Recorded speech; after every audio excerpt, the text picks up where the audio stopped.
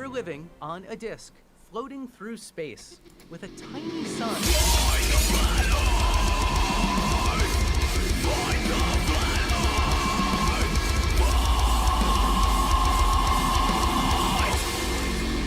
Hey, I'm FTFE, welcome back to the channel that does the stupidity what the Borg did to the majority of the Federation's fleet at Wolf 359. I'm a nerd, you know this by now. You're all here because you were here just now, and also I brought someone else with me. There's MC Toon. That's Yay! me! It's him, yes! So, we're having a bit of an argument here, and the argument is basically who gets to nominate Flatzoid as top left. I got dibs. But no, I got dibs. You did it already, right? And I think it's only fair that we share. And I want to. I have dibs. I want to. Is this going to be the first ever double nomination? No, I have dibs. You have to pick some other. Oh goodness me! I want to pick Flatzoid. All right, how about we cage fight for it? Cheese. Yep, it's gonna. I'm gonna. You do know that I have a black belt in a Korean martial art? Well, I'm black belt second dan in karate. How's your kicks? I've only got one leg that works right now, so damn it. Tell ya, I'll do a Dwee Poto Chuggy. That'll be it. Fine, you can have Flatzoid again. I'm sure you don't actually want Flatzoid though, right? I mean, nobody wants Flatzoid, but I mean, you got once, nah, definitely not. So, Flatzoid has daily streams, and you guys don't really know, but that's kind of mine and Toon's fault. We wanted to piss off Nathan Oakley, and we noticed that Nathan Oakley's views were getting less and less and less, and we thought, how could we make those views even less? I know. Let's get another Flat Earther to start doing daily streams. From his clan. Yeah, because, you know, Flat Earthers don't have a massive attention span, and they're not going to watch 2 long streams a day. And I think it's worked because Flatzoid now has more views on his streams than Oakley. So, sorry about that, guys. Kind of our fault. It's funny. The channel called Flat Earth Debate never has any debates. Yeah, now they just have to go over the debates that Flatzoid has. It couldn't have worked out better. I love it. So I thought that we could, you know, damage our brain cells even more and go over a recent stream of Flatzoids, and I asked Flatzoid if he would arrange for me and Sleeping Warrior to have a debate because Riley's jumped back on the scene recently. And I wanted to debate about gravity because that's always funny. He refused, said it'd be not worth his time, and decided instead to have a lecture with Flatzoid discussing gravity. Oh, and we're going to watch how... Oh my gosh. We're going to watch how that went.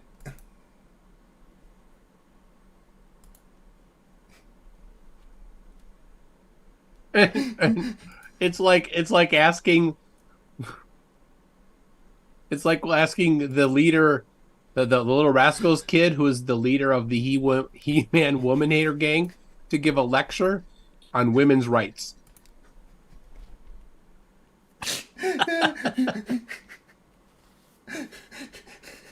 Dave McKeegan says for £5, it's a triple nomination because I'm having him and I have a black belt on my jeans. I think it's going to be hard for anyone to nominate anyone other than Flatzoid this year because the amount of dirt that he's put out is insane. You can't, Dave. I got dibs. Look, come on, dude. When I asked him how do the gravity navigation systems on a submarine detect the difference in density of objects that are like a long distance away from it, and he said vibrations, which would kind of defeat the purpose of using the gravity stuff because it's to avoid having vibrations in the water, which are detected by other ships.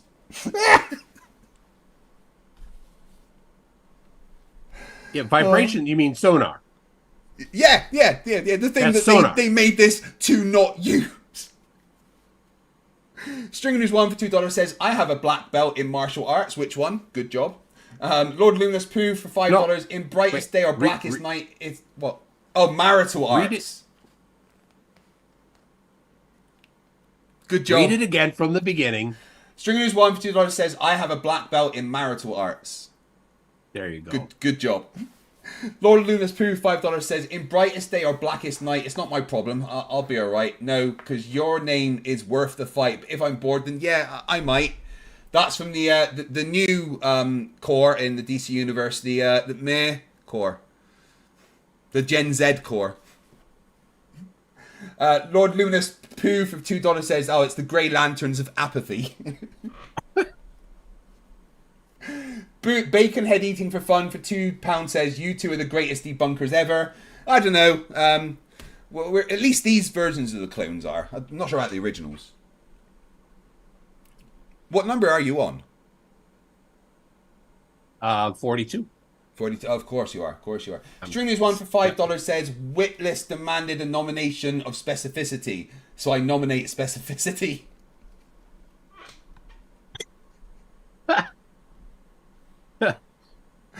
Oh goodness! Right. Now remember, for those just thinking about it, because it's November, December, January is when we're starting to talk about Top Left.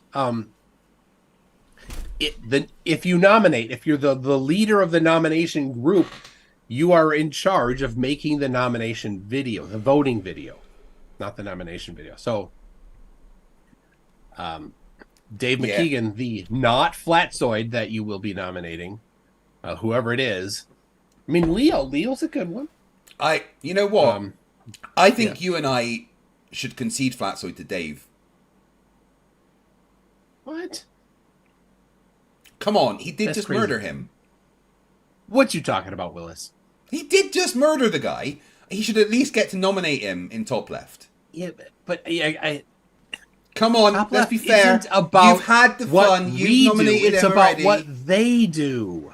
Yeah, but I think Dave's come in and kind of kicked the door down in this flat earth debunking stuff, and he should get the right to nominate who he wants.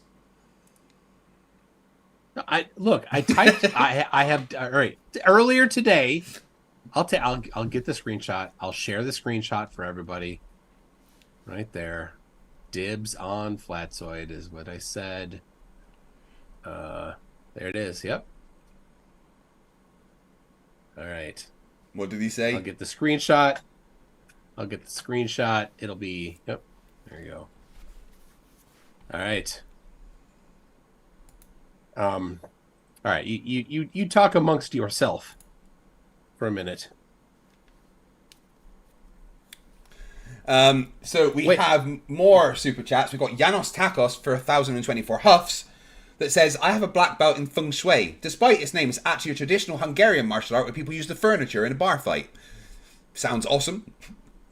Jiffy Jiffle for $2 says, hey Greg, guess what? And then gifts me 5 memberships. You're awesome. My name's Craig. Thank you very much, Jiffy. I really do appreciate it. Man, Flatzoid, the amount of dumb coming out of Flatzoid, it's actually melting my brain. It's annoying because, you know, he's not as vile as a lot of the Flat Earthers. Yeah, he's a less vile Flat Earther, which is, you know, it's good for a change. I mean, he's, you know, not always truthful and has said some maybe questionable things at times, but...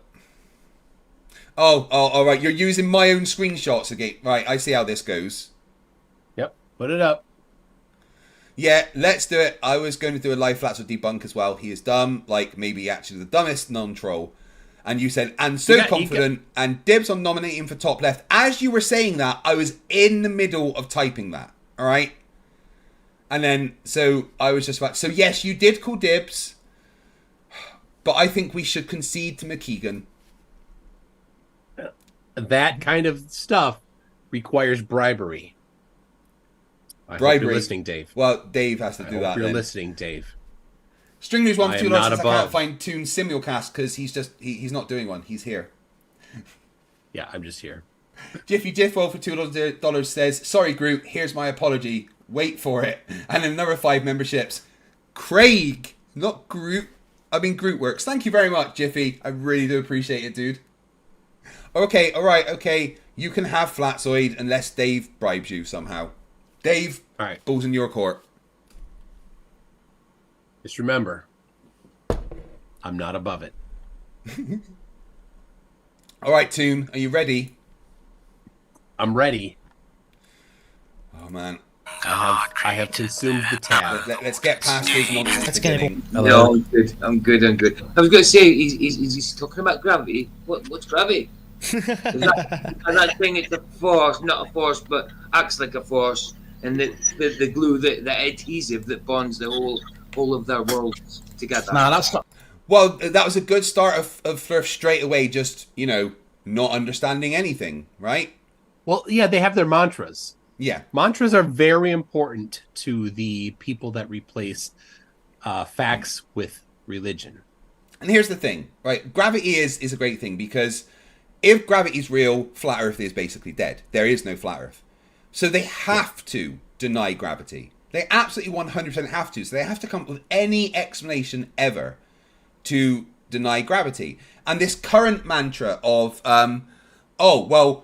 you don't know exactly what Neil deGrasse Tyson says. We don't know what gravity is, so you don't know what gravity is. So it's not real. But that doesn't. What do you mean? Well, do you know what density is? I mean, they are dense, and they don't. But the thing, it's the infinite regression, Yeah. and all that they've done is they've regressed down to the point where we have reached the edge of science. Yeah, the edge of our understanding, right? So you do the same with density. Well, density is the amount of mass per volume. Okay, what's mass? Well, mass is this. Okay, well, what's that? Well, that's this. And what's that? And what's that? And eventually you get down to quarks and what makes the quarks stay together? Well, it's these other particles. Well, how do you know that? Yeah. But they're going on the assumption that if we don't know what something is, we can't do science with it. And do they think it stops existing? Yeah. Do they think fact. that when magnetism was discovered, they knew what it was instantly, and that it only started existing when they could define magnetism? For a long time, magnetism was literally thought to be something put in the rocks by ancient gods or something. We didn't know what magnetism was, but it was still there and could be used and experimented with and predicted upon. Just because magnetism didn't have a definition or an explanation didn't stop it existing, and it's the same with gravity. So what's gravity? Who cares? It's an attractive mass attracting force. mass is fine. Yeah. It's a curvature in space-time. It's an acceleration towards the center of mass. It's there's lots of definitions for gravity, but if you want to get down to what actually is it? Well, we don't really know what exactly causes it right now. We're working on that, but that's science for you. That's not gravity. Gravity is just a load of sums, calculations, formulas. That's all it is. Mm-hmm. Riley, you don't get to talk about sums and formulas until you can explain what the angles of a triangle with sides 1, 1, and 1 are. So, And we just got William in. How's it going, Just Bill? Hello, everyone. I was just going to say I come out in twice. Oh, wow, he's got. Nice to have you, dude. But it's good to see you. It's good to see you guys. Sorry, before we start, I just want to quickly shout out to everyone in the chat. Sean Hawkins, Phantom Plane, thank you for coming. Glad you could make it. I don't think we should speak to them anymore.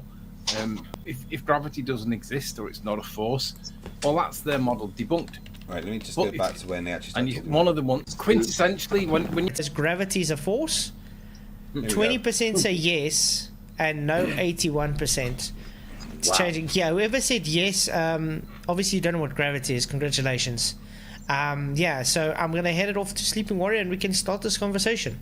Because obviously, right, Sleeping Warrior is the authority on gravity, right?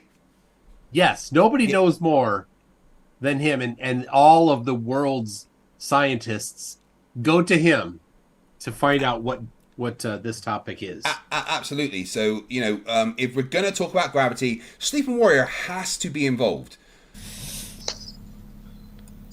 I mean, I'm sure every journal has him as a peer reviewer. Yeah, absolutely. Every single school textbook's got a picture of him on the front, but mainly that's because he sneaked into the school beforehand and put them on the shelf.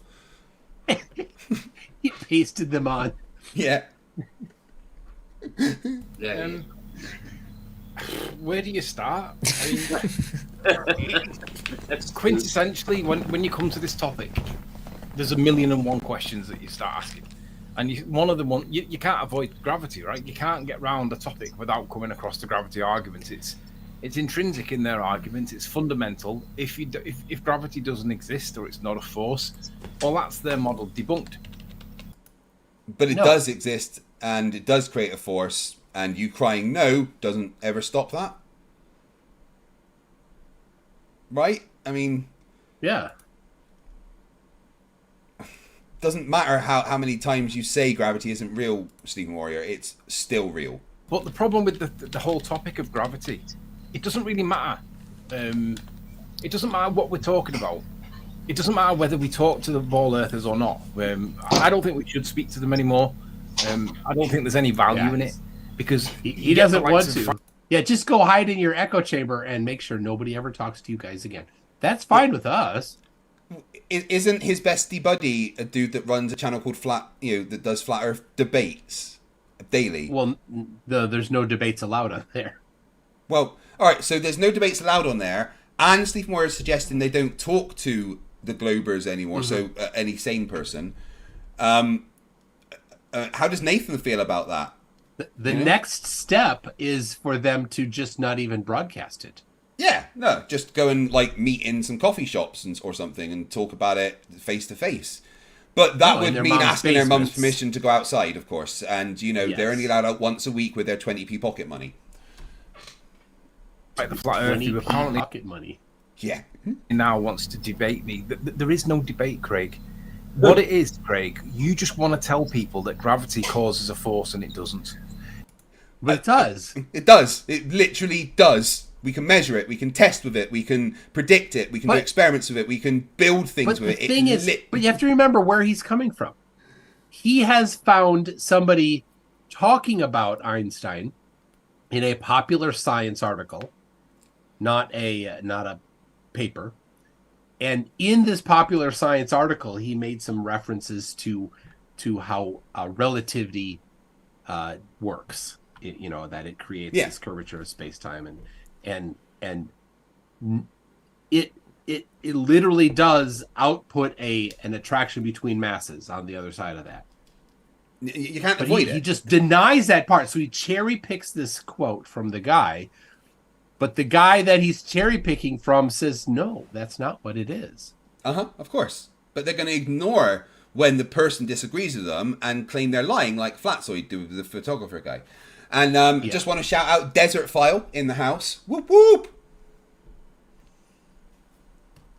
I thought always great to see a legend. Oh yeah, I should play Desert File. If he's in the house, then I should. Yeah, you missed your opportunity. Gravity, you fucking retard! Gravity! Have you ever heard of fucking gravity? Gravity! Gravity! Absolute legend, Desert File. Thank you for gracing me with your presence. Yeah. Right, here we go. You want to tell people that you won and that I'm stupid, and you didn't, and I'm not. You are. I even have you admitting it here. I'm a dumb flat earther, and I don't understand science. We all agree with that, Riley. That is the most intelligent thing you've ever said. And what you don't want to be able to do is accept the truth. And the truth, as per science, is that in a nutshell, gravity is nothing more than a bit of refraction. We all know what refraction is. Whoa! What? A bit of refraction? No! Oh my goodness. Make it stop! How? Where? What the hell? What? I mean, I think I'm stupid. I'm a dumb flat earther, and I don't understand science. Why would he? All right, he's got to explain that. There has to be an explanation coming. I heard it right. He said gravity's just a bit of refraction. That's what he said, right? But don't they also deny refraction? Those are the words that came out of his mouth. All right, I gotta hear it. There has to be more. That can't be all there is. It's going to take it back 10 seconds because I need to hear that again. Okay. And it doesn't. You want to tell people that you won and that I'm stupid, and you didn't, and I'm not. You And are. what you don't want to be able to do is accept the truth. And the truth, as per science, is that in a nutshell, gravity is nothing more than a bit of refraction.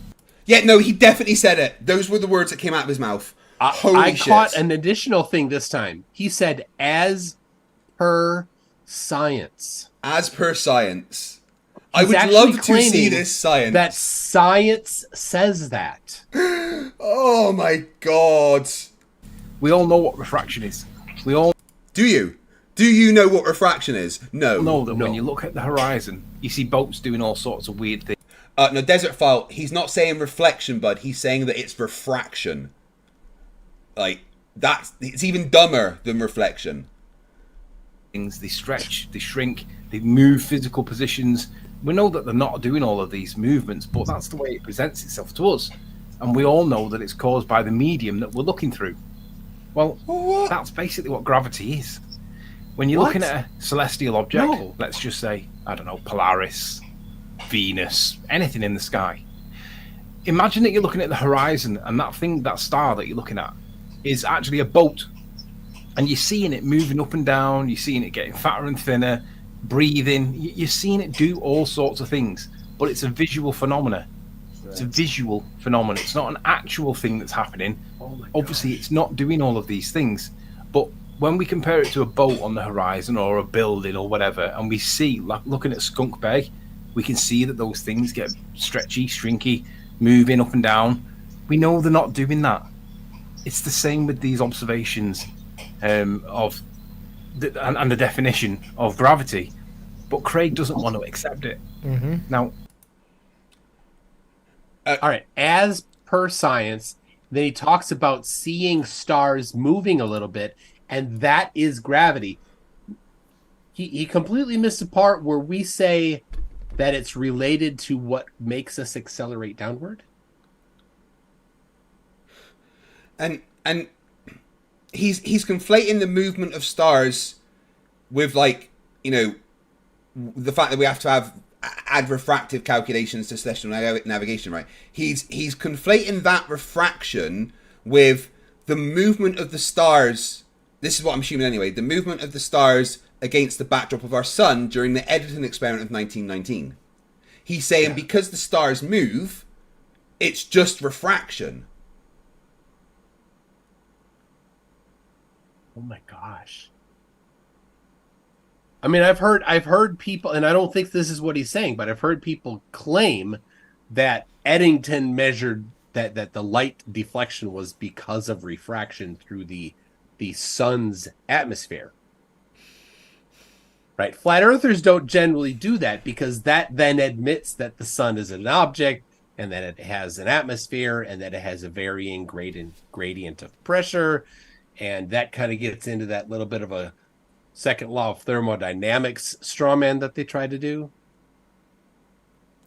You'd also have to say how big the sun is and do a bunch of refraction analysis on the sun. They're just not up for that. Rachel's and hey Rachel, nice to see you. She says it's because gravity's described as an illusion. But it's not described as an illusion. I have heard scientists describe it as an illusion due to other things that it gives the illusion of there being a force. Okay. He's just doing the thing here's of the not question. understanding words. Is right? there actually a force that causes things to move? Yes. So If there's a mass that accelerates, then there is a force. It's as simple as that, you know. And you know, it also comes down to the fact that they cannot separate the Einsteinian and the Newtonian explanations. They are unable to think of those in separate terms. Oh, they're both gravity. No, so, actually, you know. no, actually, they talk about their. You've heard it. Like, are you talking about Newtonian gravity or Einsteinian gravity? We're talking about both, because Einstein expanded on Newton. He didn't replace. They're compatible with each other. Yeah, I mean, they use the word superseded, right? But superseded doesn't mean just replaced and discarded. Superseded means it took what was there and then made it better. You know, like the PS5 superseded the PS4. That didn't stop the PS4 existing and being able to play Ratchet and Clank. But, you know, the PS5 is if you want the better experience, then you go to that. But it doesn't mean it cancels out the PS4. That's not how it works. Everything has to still has to work. That's the other thing, right? F equals ma is an established law of nature. Yeah. And so when then Einstein comes along and does things that encapsulate and supersede, it needs to also satisfy that exact law of nature. And it does. And anything that was going to replace it and expand on it and have a better understanding of it must be compatible with it.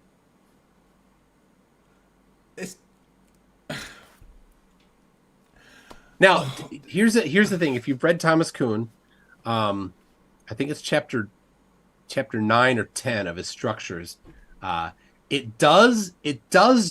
That's a really interesting nuance in that book on the actual the thought behind mass in F equals ma, or not F in the law of gravitational attraction.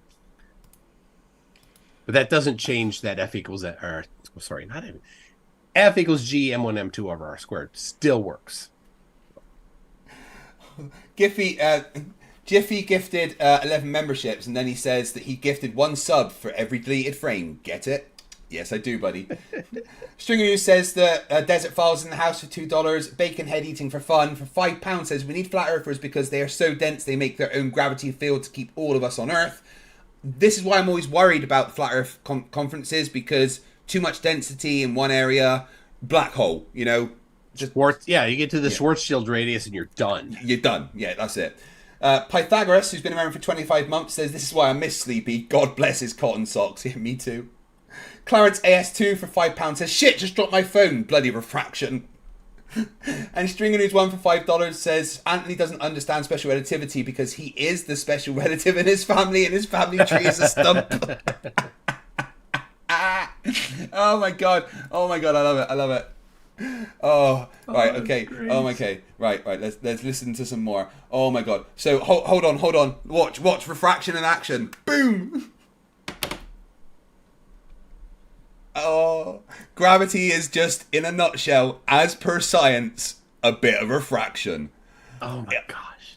That's genius. It's just Sleepy. Oh my god. There's no point talking to Craig, because all he wants to say is that gravity creates a force, and that he's right, you're wrong, and basically get super chats for doing it. Yeah, he's got it. Yeah, because I'm right, and I can present evidence of the fact that I'm right.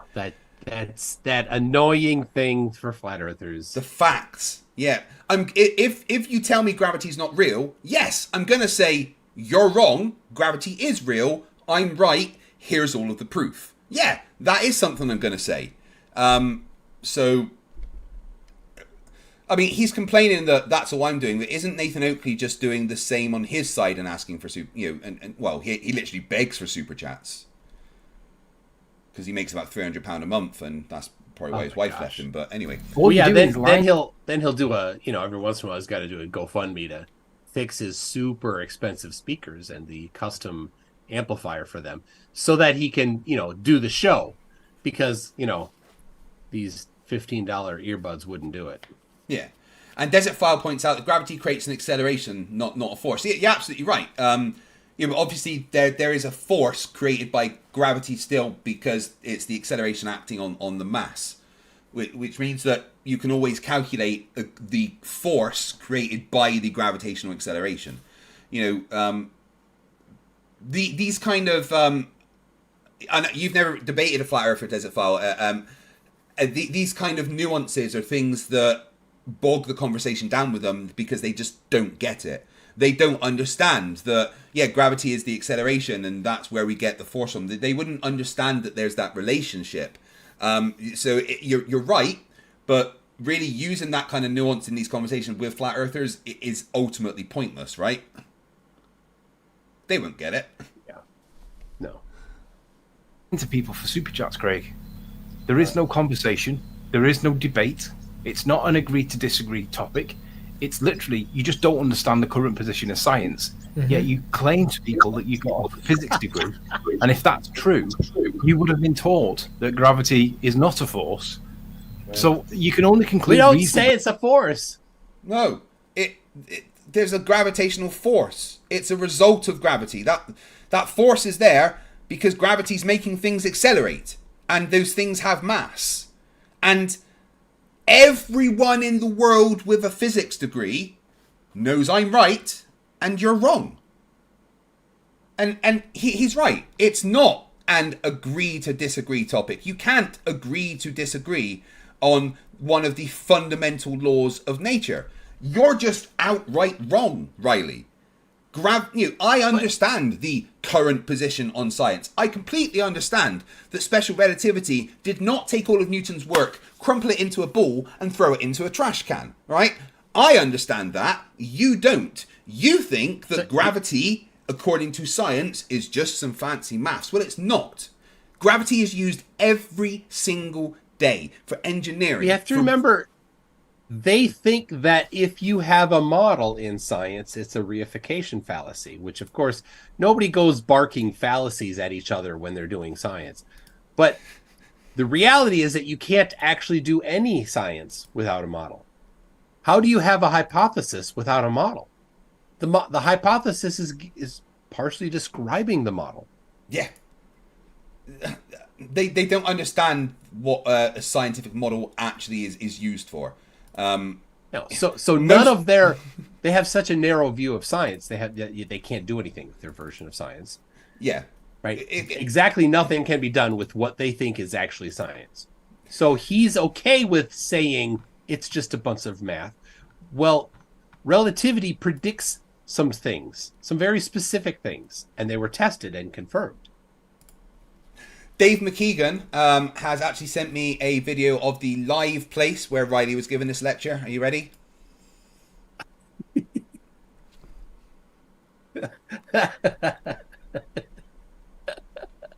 Thank you, Dave. I appreciate that. Oh, it's perfect.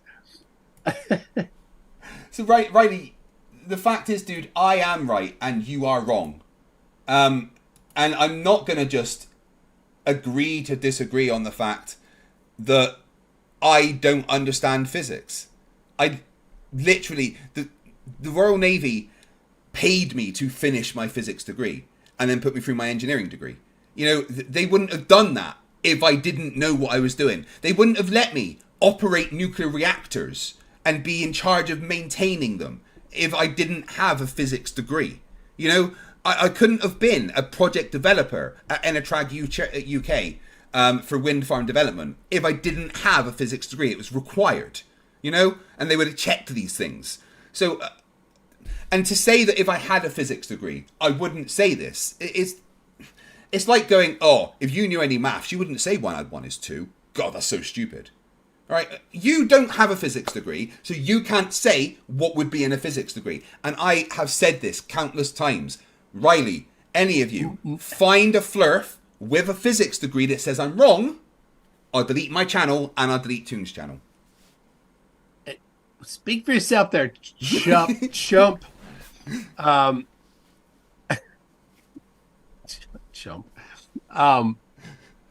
It's the misplaced hubris that he thinks he knows science better than scientists. It's incredible. He thinks he knows how relativity works better than the people that have actually done the field equations. Yeah. I mean, I've literally had, PhDs on my channel that specifically work with gravity, and he still says that they are wrong. Let's listen to some more of this dumb. Yeah, all right. It's hard, I know, right? We'll go for like maybe an hour today, and then come back to it another day when our brains have recovered. Because you keep telling people that gravity creates a force when it doesn't, the only conclusion you can come to is that you either were asleep that day when you did the topic on gravity, or you never even went. It has to be the case that you've not got a physics degree, Craig, because if you did get a physics degree at undergrad level, you would have been told this. You wouldn't be able to maintain your position right now on this topic. Yeah, he would. How does he know that? Did he go to college and do a physics degree? In your undergrad, nobody's dealing with relativity. No. Well, nobody. You kind of touch on it as like basic levels of understanding wise, but because you start to learn about how there is other explanations beyond what we're talking about for basic Newtonian living, but you certainly don't get into like doing Einstein's tensor equations or anything like that. No. If you want to learn about relativity, then you're going to specialize in that after your undergraduate in physics, and you're going to go on to do higher level physics that cover that in masters and stuff. I didn't do that because I didn't need to, but physics degree was literally all about the fundamental forces that we have in the universe that we can interact with, and how that affects our world. Like a basic question that we would get, like one. This is probably in the first week, right? They gave us an example of a car with a certain amount of people on, traveling X miles an hour down a road. It hits a ramp at X degrees. You have to calculate how far that car is going to go. And you have to take into account all of the variables. And of course, one of the variables in that is the acceleration due to gravity and the force that would create. You have to know these things. Even in that, do you know what we are not doing? We're not even, at that point, applying F equals GM1M2 over R squared. No, you're literally at this that, point you're just taking you're just taking 9.8. Yeah, but that's still because of gravity. And then from that 9.8, yes, you can calculate the gravitational force acting on every bit of that car and the people in it. And, you can then use that force and the energy, and you have all these things. But you have to know that gravity is a fundamental part of the universe to even do physics. And in a physics degree, you're going to be told every single time that gravity is Fg equals Gm1m2 over R squared. And that's the calculations you're going to do. You're going to be asked to calculate an orbital motion. You're going to be asked to calculate an escape velocity based on mass and gravity. These things are fundamental in physics. And every day in physics, you work with the fact that gravity exists and is there. It's not even a question that we're trying to prove it's there. It's just there, and if you don't take it into account, you would fail the physics. As simple as that. Oh, sorry. That made me a little mad there. He keeps going on about as per physics, and that's what physics says today. But to be super clear, Riley, physics today says that relativity is the best explanation we have for it, and that within our reference frame, it creates an acceleration, and we can use F equals Gm1m2 over R squared, except for high masses and high speeds. Yeah. If you don't have a high mass or high speed, that's the correct equation to use. Yeah. If you were to use the relativity equations to calculate basic things, you can, but it would be the roundabout way of doing it. You will get the same answer to 8 digits. Yeah, but it's going to take you about a day and a half of calculations rather than 5 minutes. To be fair, you can do it in a computer, and it will take relatively the same amount of time. Yeah, but we're not all computers, and you will get the same answer to a significant number of digits. Yeah, as Rudolph said, it's not called an X fundamental force because of bendy spacetime. Oh wait, Rudolph's a flat earther, isn't he? Is he? Who are you I'm talking confused. about? Someone says it's not called an X fundamental force because of bendy space-time, FTFE. Yeah. Yeah, no, you're right. It's not called an X fundamental force. You're correct. No, you're not a flat earther, are you?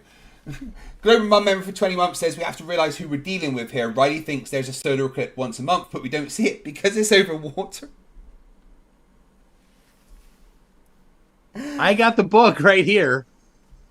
There are eclipses that are just over water listed in this book.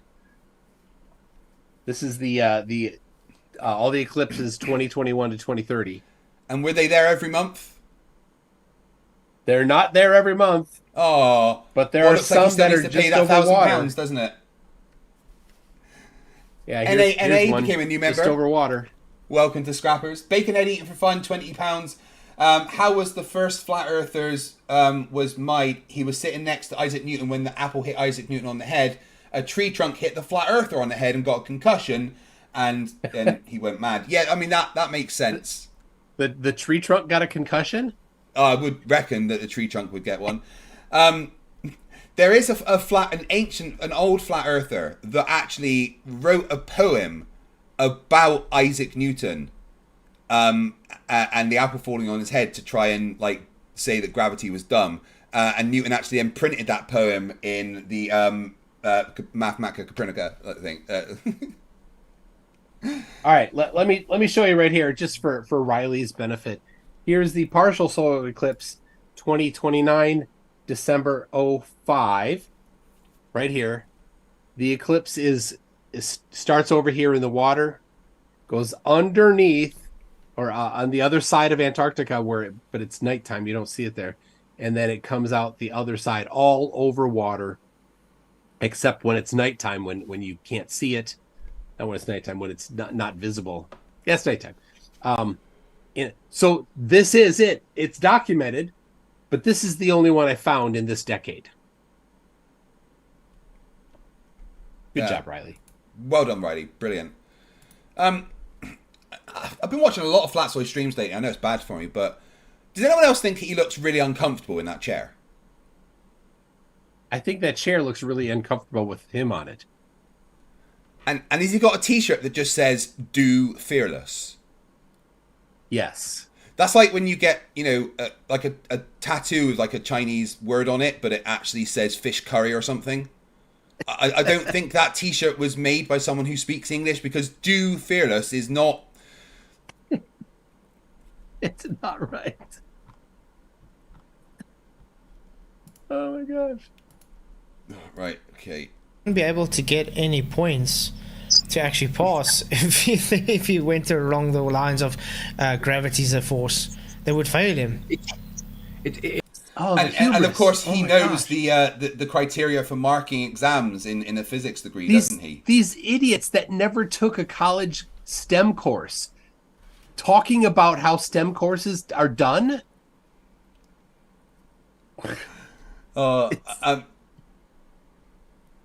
I've told him, find a flat earther with a physics degree, master's level or higher, that says I'm wrong, and I will delete my channel and Simon Dan's channel. It is outrageous. How do I screen share on this? There's a block in the bottom, like a little toggle screen share. You can see it. You can just it's click got an that. arrow. It's a box with an arrow in. Yeah. But yeah, this is the reason why it ends up coming gravity creates gravity. Yeah. Because it's so stupid, and when you talk it back to them, you converse back to them, so you're saying gravity creates gravity. He's They're not saying no conversing because back. it sounds so stupid. He's misquoting us and strawmanning us. Yeah, exactly. Now, I'm not saying that gravity creates gravity. I'm saying that gravity creates the gravitational force. It's just simple as that. It's the force due to gravity. Yeah, which is called the gravitational force. And that comes because gravity makes things accelerate and things have mass. It's simple. Just like an engine of a car accelerates the car. That car has a mass. So there is now a force created because that engine made the car accelerate. That doesn't mean the engine made a force that made a force. That just means the engine was. It's the engine made an engine. Yeah, that's what it he's saying. means. No, there is something that is causing things to accelerate, and if it accelerates and you times it by the mass, you get a force. That's called the gravitational force. It's simple. Because it is so stupid. Yeah, we can see So- on screen, yeah. You can see history of gravity, right? Mm-hmm. So, if you know that these two documents that I'm going to take you through now, if you know these exist, you can reference them all the time until the such time that the ball earthers get on top of it and basically get them to change it to suit their nonsense, which they're never really going to be able to do. Wait, he's saying that we will just change it. Yeah, read that last super chat there. Cody Payne for $5 says, as a physics TA, I can confirm I teach my students gravity is a force and don't fail them when they say so. Let me just read that again. I'm going to get on screen there. What does TA mean in this context?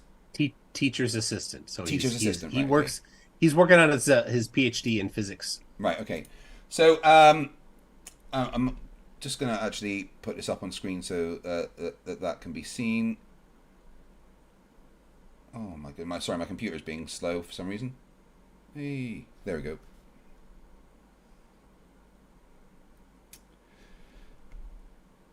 It wasn't slower than Sam's computer. No. So we can see here Cody Payne. I don't know why that's all zoomed out. You can see it at the bottom there. As a physics TA, I can confirm I teach my students gravity is a force and don't fail them when they say so. So someone that actually teaches physics is here saying that you are wrong. So does that mean that everyone that this person is teaching is going to fail? Every single person, right? Who's and what happens when they them? don't fail? It Is Riley then going to claim that they've just changed the syllabus or something? No. Now, here's the thing. I've got a physics degree because I listened to what they said. And I then proved my knowledge to show what they taught me was in my brain. And that's how I got the degree. So they taught... I'm telling you what I was taught in my physics degree. And so was everyone else that sat that course with me. And you don't get to tell me what I was taught when you weren't there. No, he doesn't get to tell all of the physics teachers on the globe how they are supposed to teach physics. No, absolutely not. It doesn't matter if you think we're wrong. Science doesn't care what you think. He's not done science. He's never done science. All right, but I think Eric Pelding has a good thing here. What are the two documents going to show? So, is he going to display Tune's laws of Flerfs? I'll see if I can Google them. I didn't hear you. He's going to display Tune's law of Flerfs here, isn't he? No doubt. Because the current position in physics is not the way that Craig says. Craig will have people. I had it with Globa's mom recently. She's trying to explain to me that submarines use. I can't remember exactly how she worded it, but it was words to the effect of submarines use gravity to navigate or something along those lines. You see, this is the thing that I was debating with Craig as well. They use a type of gravimeter, but I brought up a citation where it shows this gravimeter is only used in conjunction with the mapping. So it can't pick up any icebergs or whales or submarines or anything. The only way it can pick up a submarine, for instance, if it's right next to it, because then it picks up the frequencies because of the densities. Oh my gosh. Well, right, yeah. The frequencies because of the densities. That's not a thing. Fucking out. What the hell is wrong with that kid? So what it is... Sorry. Fucking kill me. What are you doing? Dying at that. So he's right in the fact that it's less able to pick things up that are of the relatively same density as the submarine, and the water around it. Yeah, as the water around the submarine, because it's literally picking up the different gravitational acceleration caused by the different masses. And things with roughly the same density and mass as the water aren't going to really differentiate. And ice is water, a sub in the water at that level. It has to be, it has to be neutral density in relation to the water, or it'll go up or down. But what it is going to pick up is a big ass underwater mountain that you're about to crash into. Yeah. And that's why it's used for navigation purposes. There's other ways of knowing that there's a whale there. You hear the whale song from inside the submarine, and here's something that's not fun: is when the whale tries to mate with your submarine. That's a scary thing. Have they? It happened. It happened with HMS Trident during the sea trials, and it's a scary thing because whales are big and powerful, and when they think that you're something it wants to mate, there's not much you can do. But anyway, so it's used to differentiate for the water from massive things that it's going to crash into. Submarines don't really, they're not around that. Icebergs, they're probably a lot lower than icebergs in general when they're doing stealth operations. Why would you think an iceberg is something that a sub needs to worry about when it's if they're high enough to see an iceberg, they'd probably use their periscope to look around and check stuff out. They're not trying to be stealthy. You don't. It's not you're complaining that it's not doing the things that it's not designed to do. That's like getting a blender and going, why is this not cooking my food? Oh my god, what a rubbish blender. I cannot prepare my food in this because it's not cooking it. It's not designed to do that. If I could just, some people are wondering, were you a good sport? Did you allow the whale to go to completion? No, we had to stop making noise, which meant not being as fast as we were supposed to be. But then we had to do things like going deeper than the whales could chase us and things like that, and trying to confuse it in other ways. But one thing you can't do is just run away. From this coupling, were there any baby submarines? Oh yeah, and did the whale pay paternity fees? Yeah, absolutely. Okay. All right. Thing is, submarines use something called the sound channel to when they transmit their sonars and stuff. And the sound channel is an area of the underwater where the density of the water is such that the sound waves that are traveling can't go down any further because it gets too dense for it to reflect, and it can't go up any further because it reflects off the surface. And it's a large area that allows sound to travel a long way. And obviously, the same thing that whales use as subs do to communicate sonar, and that it can confuse them. So this is actually, it's not that rare an occurrence in the realm of submarines. But anyway, he's a dumbass. He's complaining about someone that isn't doing something it's not designed to do.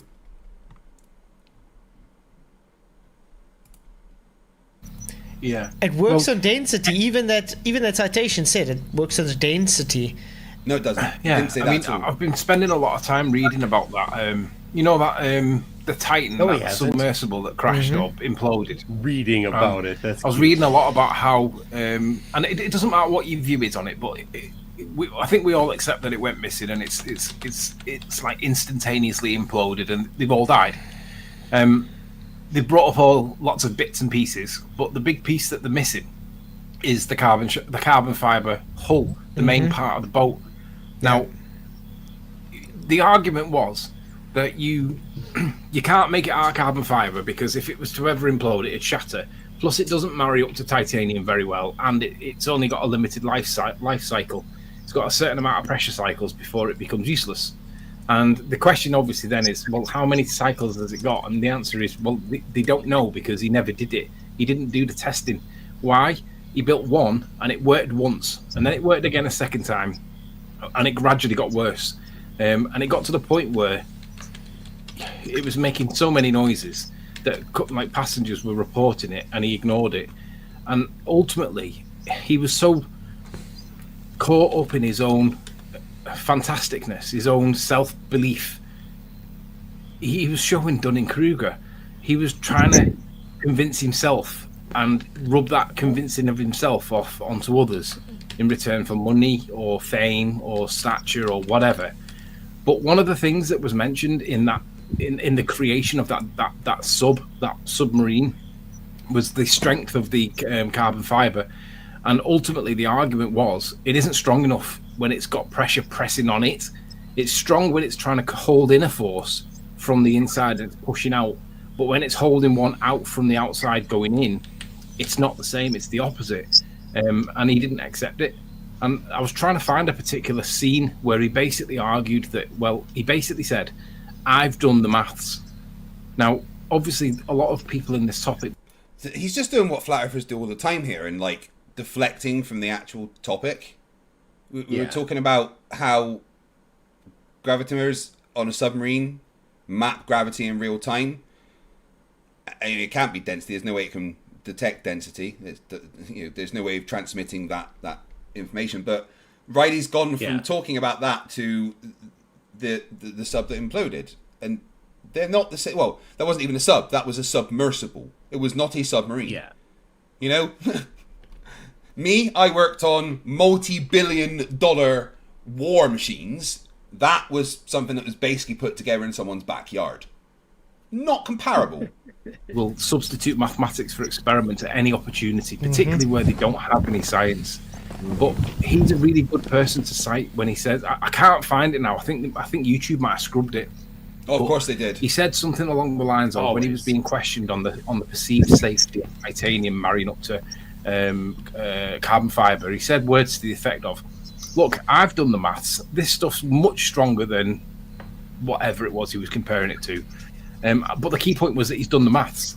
And I was like, all we need to do every time that these idiots start calculating instead, because obviously when ball earthers calculate the force of gravity, it's because they've got no experiments to demonstrate it. They're applying Newton's second law. What? We've got no experiments to demonstrate gravity. Why would you say such a stupid thing?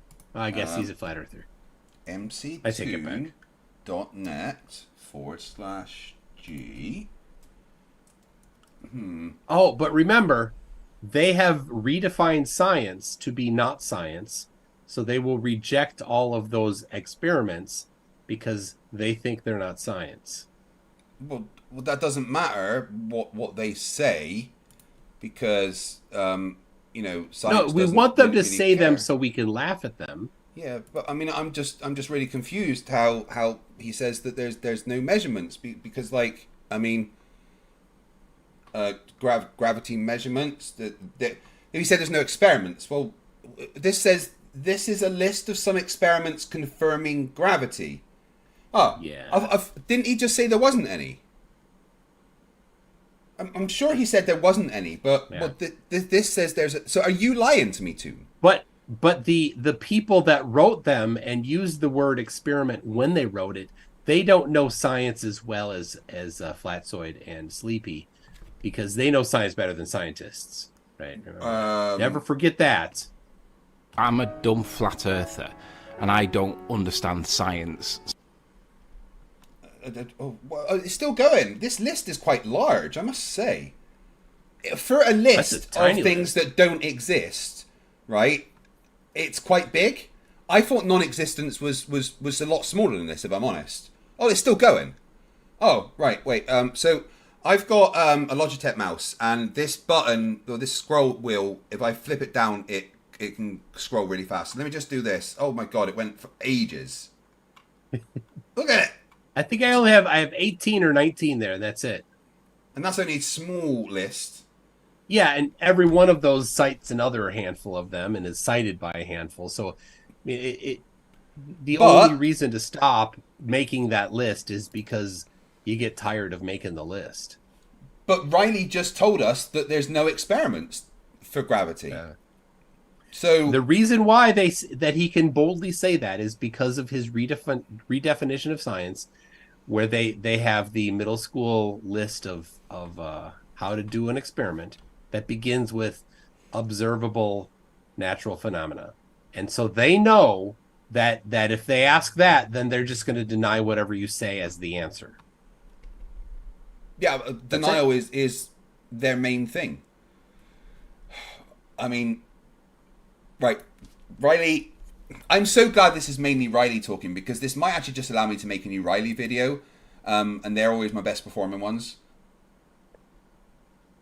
Like, I think about 1.6 million views on my channel are just from Riley videos. Motion in lieu of his first.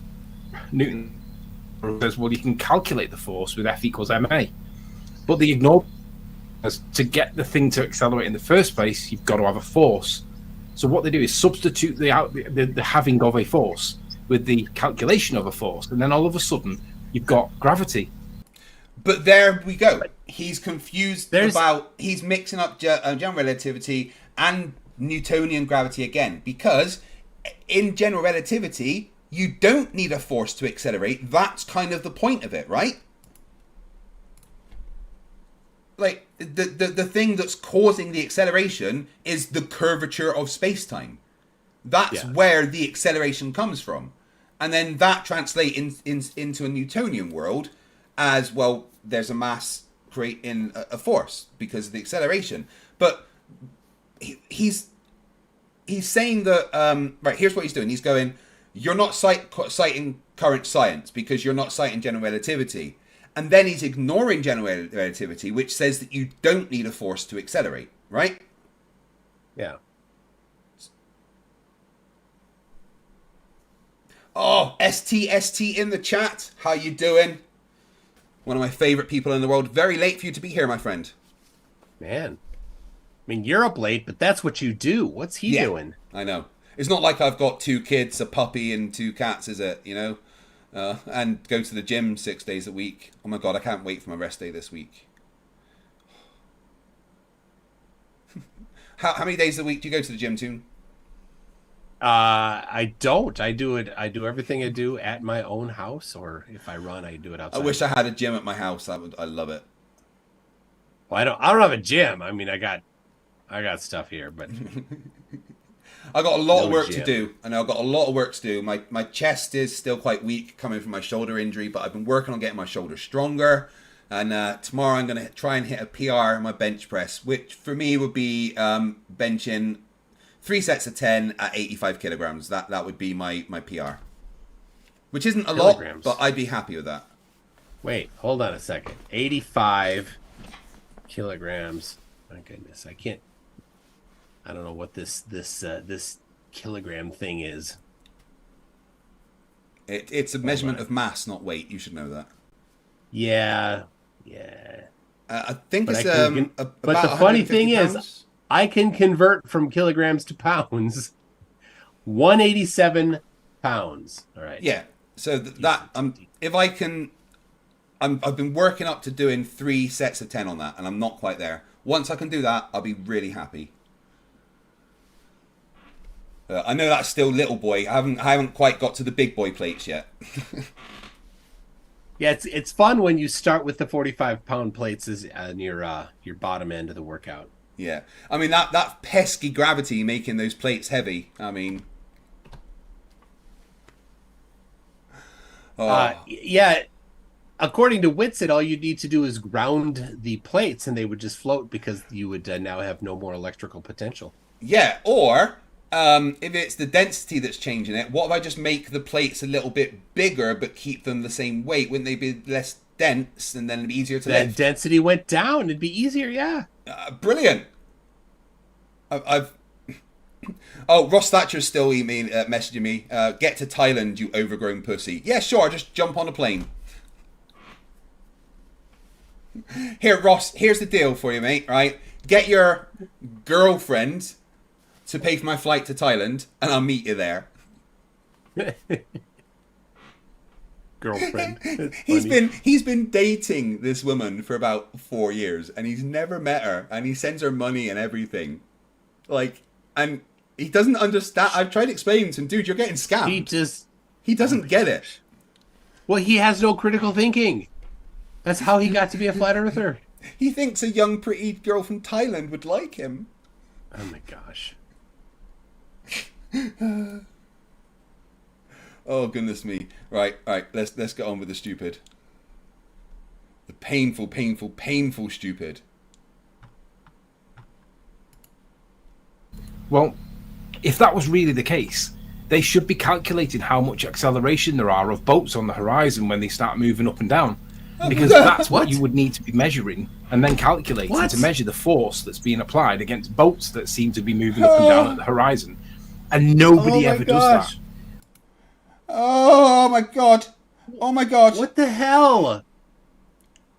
How So could here you be that dumb? We've come full loop. He goes back to refraction and boats on the horizon. Right. Now, let's think about this, right? As outside the box I don't as want we can. I refuse to think about it. No. Let's try and think about this as outside of the box as we can. And give him a little bit of credit, right?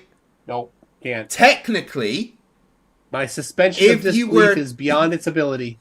If you were to measure the apparent difference of the horizon, right, and see how long that happened over, you could calculate an acceleration, and if you knew the mass of the thing on the horizon, then you could technically calculate some kind of pseudo force, but that's not really how it works. That's just mixing up two areas of physics. That's, mixing up the difference of how light bends through a medium with how mass is affected by other mass.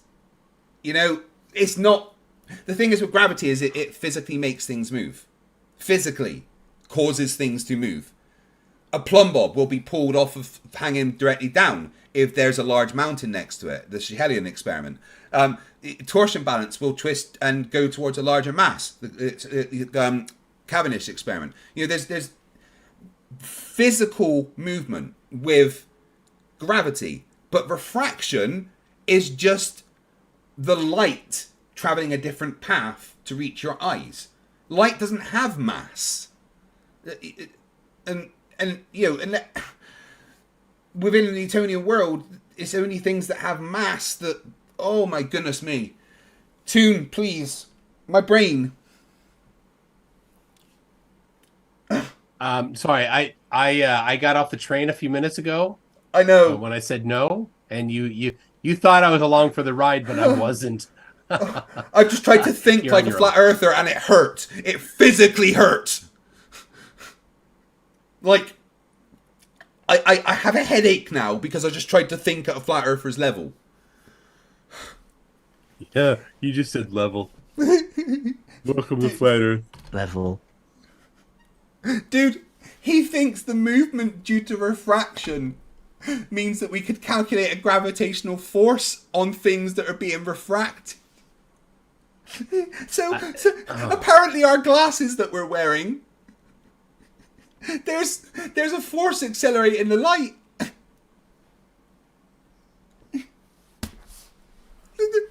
No, I can't. I can't. Level.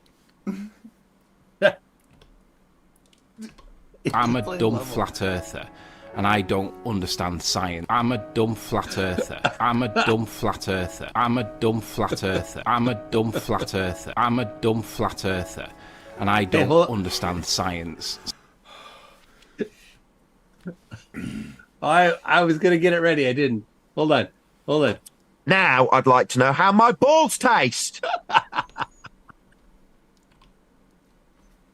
Flat earthers are really dishonest. I went in and was absolutely humiliated based on my total ignorance of everything I said. I'm a moron. Hi, my name is Nathan Oakley, and I have been lying to people about the Earth being flat for a lot of years. I did this to hide the fact I have a small penis. I mean, I think I'm stupid. I'm a dumb fuck. I'm a fucking dumb fucking stupid fucking swine. You know, I want to be a urinator. This morning, I went to the toilet. Oh my gosh. Oh my god. I'm ignorant. I don't know enough about this stuff. I'm ignorant. Literally, I don't know. So I guess the new season of Flerfs Idiots now has 12 episodes. Thanks, Riley. Oh my gosh. So one's stretched out, one's shortened. I can't. I can't. He's arguing... Toon, he's arguing against gravity because things refract. He's confusing Fermat's principle with gravitational acceleration. Oh my gosh. I'm masturbating. Right. No. Not here, not now. Not the right time. For all the people I've stumbled, goodbye, good riddance, fuck you, and I hope you never come back to my channel again. Okay. Okay, if you insist. I mean, I think I'm stupid. And then I'd like to know how my balls taste. Oakley. Oakley. A yoga class will help. Just go take a yoga class and you can answer the question. Oh my god. You know, I recorded the sound a flat earther's brain makes when you ask them what is 5 divided by 0. I'm a stupid flat earther, right? And I'm just a loser. Oh, we don't have any Arwen. Oh fucking hell. Arwen. This might be one of the... Riley is something fucking special, mate. Riley is just... I mean, like... And I still don't have a freaking 1,000 subscribers. What the hell's going on? That's the one. That's just... Riley! Oh, I'm actually at a loss for words for...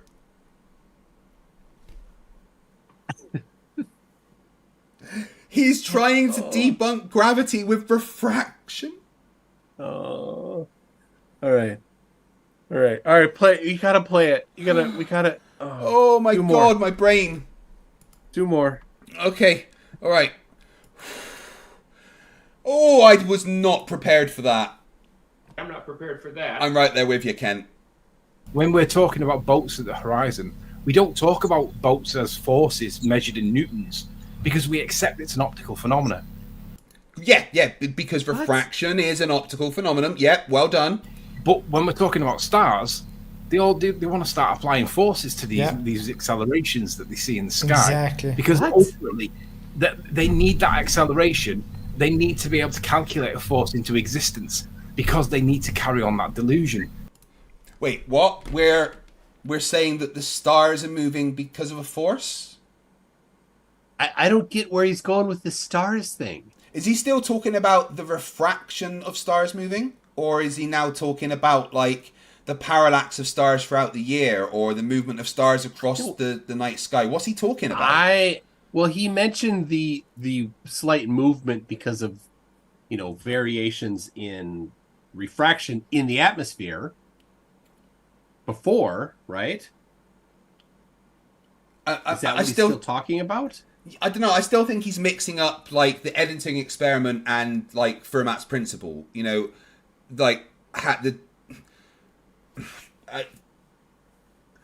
He's so confused that I am struggling to break down how confused he is, because he seems to be taking a whole bunch of different principles and just squeezing them into one big pile of dumb. Yeah. What I'm going to show you here is just two documents. It won't take long, and it's all you need to know. Yeah. Cody Payne says he's trying to talk about the editing experiment. This is where I think he's going, which was not refraction. Every ball earther will hate these two documents and they will try and do everything possible to get rid of them because it really destroys their nonsense. I bet we're going to laugh. They rely on your ignorance as a Flerf to not get yourself out of these holes that they try and put you in. If you know these documents exist and there's two different citations for them, so it's not my interpretation of, it's not my point, it's not my claim.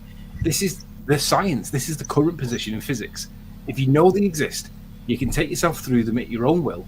And ultimately, bottom line is, what I'm about to tell you, we can do it in 10 minutes, but it will save you all sorts of dangling and arguing with idiots that keep trying to say things like gravity creates a force. It doesn't. You just don't know your stuff. Exactly. You don't know your current physics. You don't know the science. You don't. All you're doing is deceiving people. But of course, you do, who's never stepped foot in a university in your life. All right. He's teasing this here. It's so much buildup. I know. Look, as Victor Crute is commenting. Oh, that's precious. Oh yeah, in the chat, he's all the time in Flatzoids. I know. Flatzoid's one of the dumbest. Victor is dumber. Yeah. I've got a picture of Victor here somewhere, I think. And Victor is maybe going to be on next week, but he's terrible at communicating. Absolutely terrible at communicating. Like one of the worst. Yep. Here we go. Here's Victor.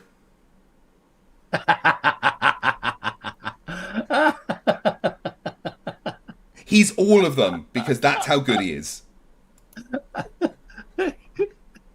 Oh my gosh. With pseudoscience that you're passing off to be science. You are a pseudoscientist, Craig. There is no point in debating you. Come on. And you're going to have to debunk what I'm about to go through. Let's see these documents. All right. He's just personally challenged me to debunk what he's about to go through. Although it's going to be first. It's going to be first law. I do need to grab a drink, and I want to hear this. So just for 2 minutes, you need to entertain the crowd. Make sure it's a very stiff drink. Back in 1 second. All right. Oh, I'm in charge now. Bad news. All right. Hey, Cody Payne is in the chat right now. I'm meeting Cody Payne in what day is it? 2 days from now. Cody and we're gonna meet. Looking forward to that. And yesterday, this is the week of meeting people. Yesterday, I got together with Brenda and Nathan Erickson, Flat Earther. So that's pretty cool. The Greg Locke. All right. Greg Locke is a pretty out there pastor in Tennessee, but he's not a Flat Earther. And he kind of runs in the same circles as Dean Odell, who is a Flat Earther pastor. And Greg Locke started joking and kind of laughing at Flat Earth in one of his sermons a couple weeks ago. Good for him for that. And Dean Odell was very upset about it. So Greg invited him to come they're going to have a debate. And it's going to be December 2nd, Saturday, December 2nd. And I'm probably going to go there. I've actually reached out to Greg and said, hey, you might want to just get a little brush up on the kind of deceptive tactics that they do. Don't know. He hasn't answered me. But anyway, that's my plan. I'm probably going to be there. I've heard that Austin might be there. I might actually meet Austin in person. Oh, that sounds horrific. But I'm sure there's going to be a gaggle of Flerfs. Or wait, no, what are they called when they travel in groups? I don't know, a dumb of Flerfs, I'm not sure. A failure of Flerfs? A failure of Flerfs, that's definitely right. But the thought of meeting Austin in person, it's like, ugh! Ooh, I feel dirty. And Zoomy, Tomato, I can't disagree with you. Anyway. Let's do this. That's happening, so... All right, let's see these documents. I can't wait. And then you don't even have to... You can do a rebuttal video if you want. I don't care. This is the current position. I don't care if you agree. I don't care if you want to do a hate video. I don't care if you send pizzas to my house. What matters is... It's not happening. So let's just go through it. You know these two documents exist, and all you do is you go through... Bring the fire. You go to We are about to witness Toon's Law and you type in chronology of gravity. And you'll get all the YouTube videos. Ignore them because they're written by people like Fight the Flat Earth. And some of them will be... Basically, if you can't persuade people, bullshit them. That's what YouTube's doing. It's bullshitting people because they can't persuade them that the current position is what we're about to talk about. But we're going to go through 2 documents, and all you do is type in chronology of gravity, hit enter, ignore YouTube at the top. You've got this top. Sorry, STST says it should be a disappointment of Flerfs. I like it. All right, the chronology of gravity. I've got it. Okay. Right. I bet it says gravity exists as a start, right? So. And then which one? When you click on it, it opens up this one, which has got a lovely cartoon. This is aimed at children, right? But it makes the point. Hold on, what's it called? And if children are... Hear him. This is aimed at children. Of course, this is what they're going to go to, right? And here's the thing, right? And when you explain science for children, you have to dumb it down. And sometimes when you dumb it down, you lose some context. Yeah. And it makes it way easier to cherry pick. This isn't for children. He saw the picture there of Einstein and got all confused. Charlie Welch said it should be a struggle of Flerfs. Or Eric Burns says a facepalm of Flerfs. I think derp is actually the correct derp of Flerfs term. Yeah, it's a derp of Flerfs. Able to understand this. And if you get your head around it, then it destroys the adults. The children can destroy the adults very easily just by understanding it. If we go back to the other document that you can find, it's Wikipedia. Now, I hate Wikipedia for precision, but I do like it with respect to this. Look at the comprehension detail, or the comprehensive detail that's in this. It talks about everything that we need to know. You hear what you said there, right? I hate Wikipedia, but I like it for this. So he hates Wikipedia because it say things like gravity's real, but then he likes it because he's found something that he thinks agrees with him. So, it's just cherry picking once again. Now, there's a lot of... So the first one here. Yeah. The first one here.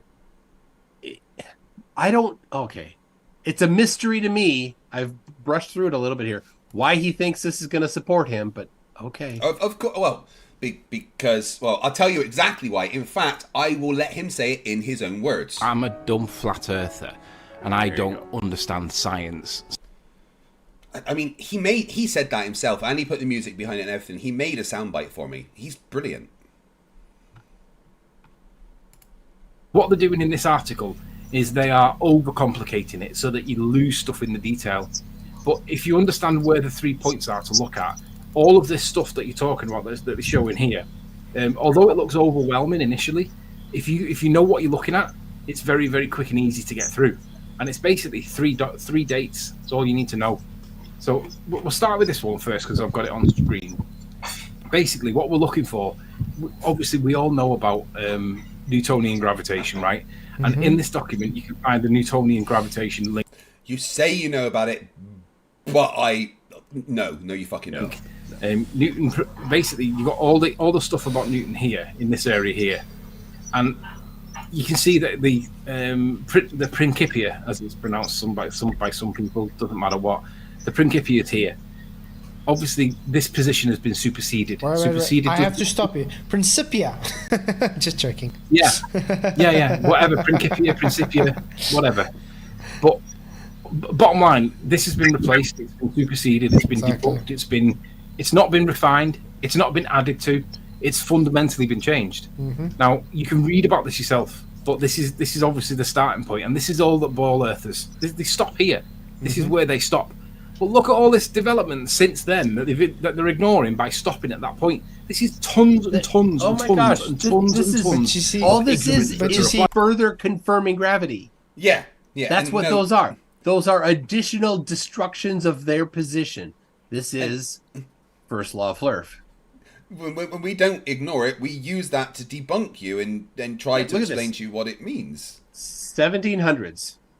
Edmund Halley predicts the return of Halley's Comet in 1758, the first use of Newton's laws by someone other than Newton himself. How did it work if it was then later debunked? Yeah, it was obviously that didn't work. We're going to ignore that. Yeah.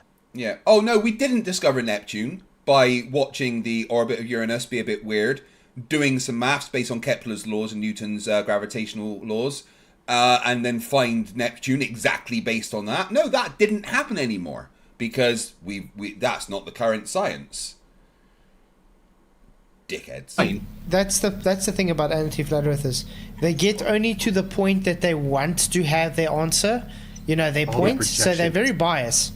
So they stop at cherry picking a certain piece, and that's it. No, they won't go. Read every single one of the citations on that page. Every single one of them supports gravity.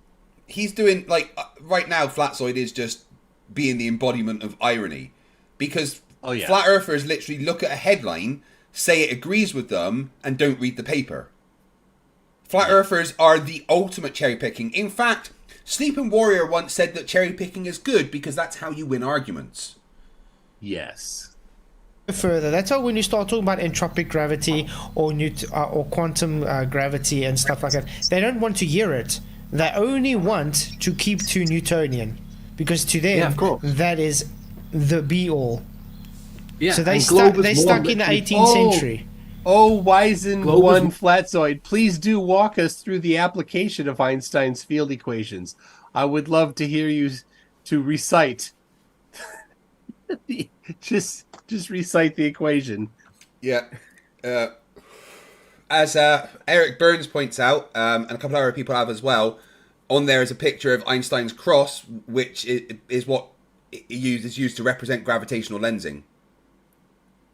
Yes. So yeah, he's going to start talking about the Eddington experiment and equate this to refraction. Bet he will. Yeah. Oh my god, I was right. Oh my god. Oh my god, this is so dumb. Let's hear it. All right, right. Mum literally admitted it to me recently. She basically said, she said that she agreed with George Moose's words, and we all know George Moose's words. Gravity is not a force, but you can think of it as a force.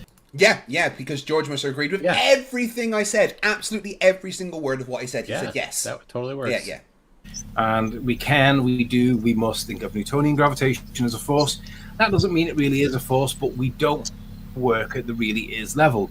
Well, then that begs the question of, what level are you working at if you're supposed to be a scientist? We're working at the level that works in the world we live in, which is Newtonian. All you need to do is just say, okay, fine. And all of this still says that mass attracts mass. Yeah, every single one of these citations in front of you agrees. None of his wordplay stops the empirical fact that mass attracts mass. None of it. If you're supposed to be an astronomer, what level are you working at if we don't have to work at the really is level? That's a rhetorical question. Yeah, then it's not science. Exactly. Wait, if you're then not it's working not at the really is level, then it's not science. Can I see that citation about science, please? Level. No, not that kind of level, Dev. Shut up. My gosh. All right. Exactly. What level is he applying if it's not the really is level? Because we want to know this stuff, right? I mean, but, you can see here. Yeah, I mean, with science, you need it to be at the really is level because you have to physically manipulate the independent variable. Otherwise, it can't be science. Of course. Oh, see, there it is. Back to the hyper narrow definition of science. Yep. This is literally what you learn in first year high school when your teacher is trying to explain to you what science is. And in fact, what was it I watched recently? Breaking Bad, right? In an episode of Breaking Bad where Walter White is actually a physics teacher, right? Or a science teacher. And he's I know he does chemistry, but obviously it's still science. And he's talking to the class about the way to do experiments. And he's got that basic version of the scientific method on the board with him. He's talking about observation, hypothesis, prediction, experiment, and analysis. And they're presenting the experiments, and he's explaining to them, that this is the basic way of doing science. So maybe they remember the first year science school, and because maybe that's all the school they went to. I'm not sure. But when you get to the second year of science school, of doing science in school, you're kind of taught there's a bit more to it. There's more that we do. We can expand on this method. There's other industries. There's other ways of doing science. And then you get to the third year, and you learn a bit more. The problem is that they stop at this basic, narrow. You're giving them too much. They don't remember anything from science. They barely passed the class, or they had to cheat just to pass. Yeah. And they have no recollection of it at all. The only thing they have now is by going and finding things, typically by listening to other Flerfs. Some of the Papa Flerfs actually did something. A couple of them found a website for how to do your science fair project if you're in middle school. That's what they like to refer to. Yeah. Like when the teacher would say, Riley, Mr. Riley, are you listening? Mr. Riley, after a couple of times, Riley would look up and go, huh? What? Yeah, that's Riley's experience in class. He's got crayon wax smeared all over his mouth. Got any more of these purple ones? The purple tastes like blue. I've heard the purple crayon is the breakfast of choice among flat earthers. Because it's like blueberry in their pancakes. Oh my god. He's equating Eddington to refract. Oh. Yeah, I want to see Ed. I want to talk to him. The end of the book. 1680, pretty much. And then we have Henry Cavendish. That's 100 years after his death. It's not a coincidence that the Cavendish experiment is 100 years after his death, when you know that Newton said, I find no hypothesis for gravitation as a force. He knew it wasn't a force.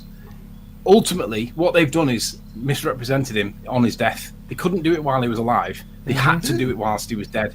Because he didn't want gravitation as a force. No, that's not what he said.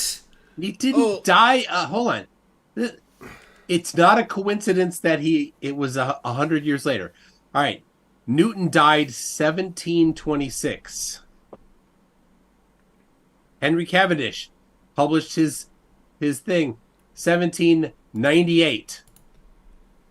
Yeah, that's not 100 years. No, not at all. And it's not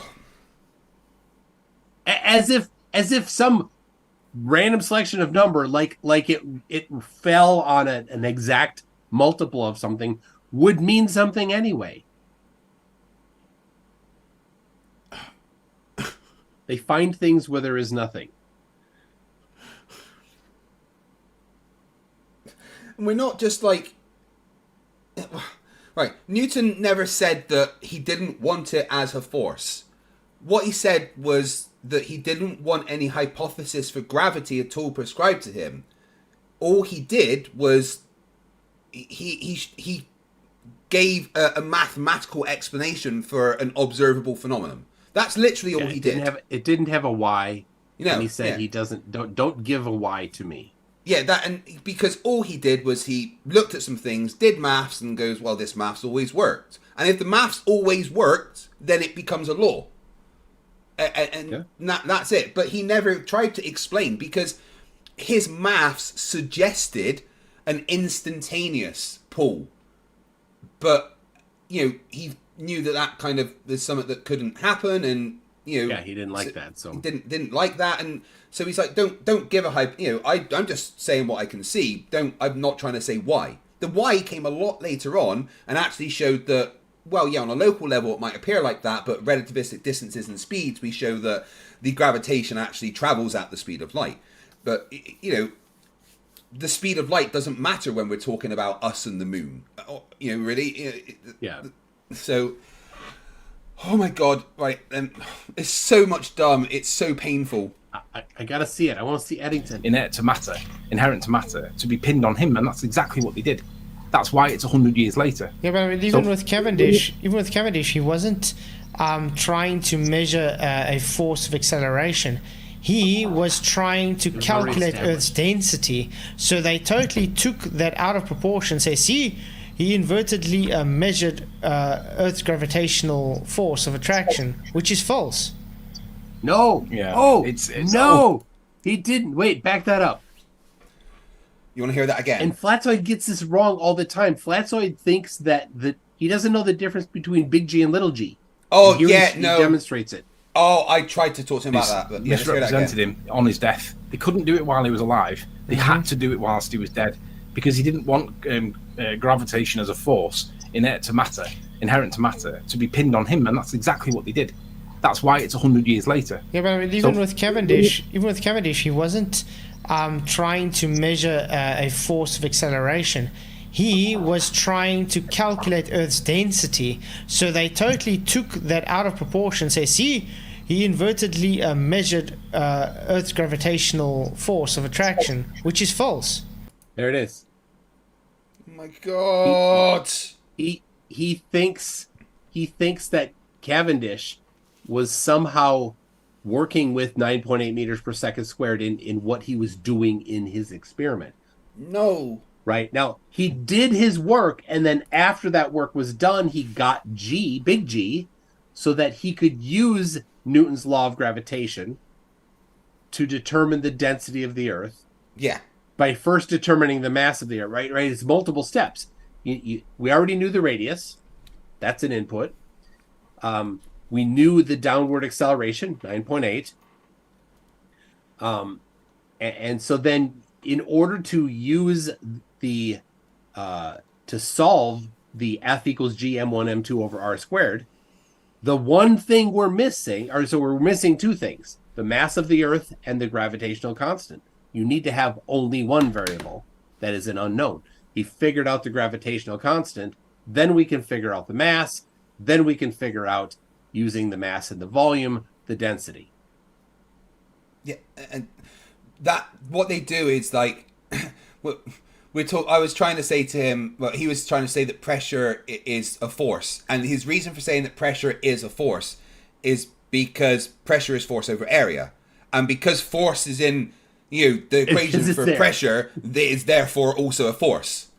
And that's the same thing as he's doing here. All right, we keep stopping before Eddington. I know. It's so much dumb. You have to respond. Ultimately, it says that he's trying to test the value for the gravitational constant and the mean density of Earth. Measure. How? I mean, we all know what density is. Yes. What is he whatever he's calculating with the so-called mean density of Earth? I'd love to know. I'd love for somebody to explain it to me. No, you wouldn't. You wouldn't listen. Because I don't understand how it works on a flat plane or on a ball. What is the mean density of the Earth? Well, first of all, you'd have to know how big it was in it overall, wouldn't you? You couldn't do that. We know that. Yeah, we figured that out a while ago. Radius. You need to know mass per unit volume. Unless you know that, then what are you actually measuring, calculating? What are you doing? It doesn't say that in the article if you've ever tried to read it. But anyway, so 100 years after Newton, right? Then we go to 1915. This is the third key date, right? 1915, Albert Einstein completes his theory of general relativity. He explains the perihelion of Mercury and calculates the gravitational lensing correctly, and introduces the post-Newtonian approximation. Feel free to read about this, but this is like the third, or the second. Yeah, please, guys, do read about it, because you realise everything that Riley is about to say is wrong. Key part. And then there's more stuff that goes on, but then look at what happens in the 1920s. We start getting into quantum gravitation, which this is what Craig's kind of alluring to. When Craig says gravity causes a force, he's kind of skating on the edge of this. He doesn't. No, not in the fucking slightest. Guys, what you're about to see is a massive, massive man made of straw being built in front of you. Oh, wrong button. I don't want to get into it in too much depth because it debunks Newtonian gravitation. The claim of quantum gravitation is that it basically corrects Einstein's nonsense. Now, whether it does that or not is not important. What matters is quantum gravitation. What the hell is he talking about? He's no idea. He's read an article somewhere about quantum gravity or something. The first mention on that page of quantum is in the 1950s.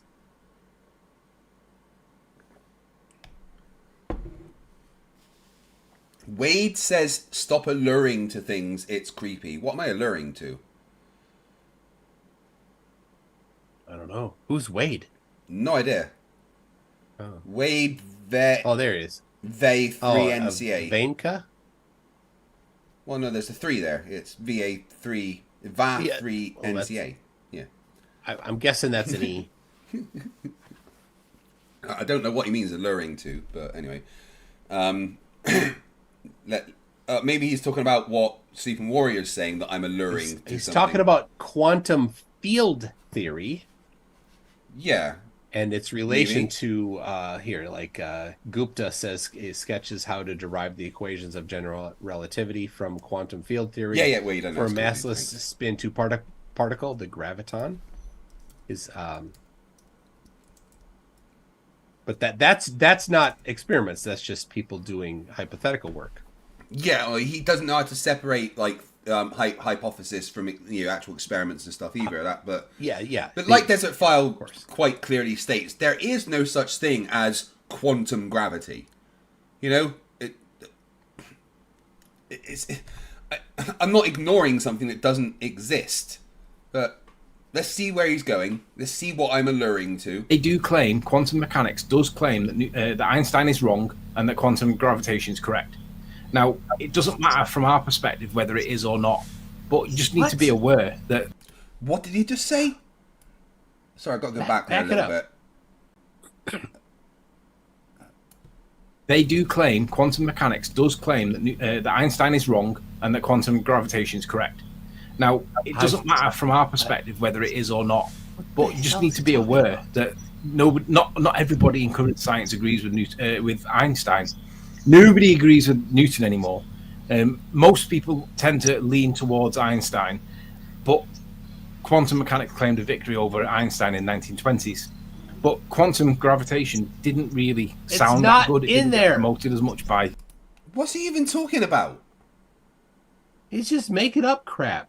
And you don't lean towards... It's not like Newton versus Einstein. You don't have to choose one or the other. I mean...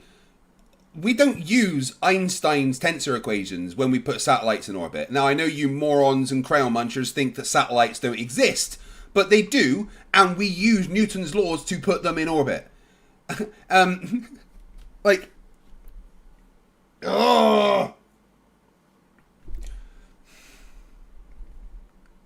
science... Sorry, go on. 1957, John Wheeler discusses the breakdown of classical general relativity near singularities and the need for quantum gravity. Of course, this is all purely hypothetical, but it's talking about near singularities, like black holes. Like, that's not quantum gravity, like contradicting general relativity.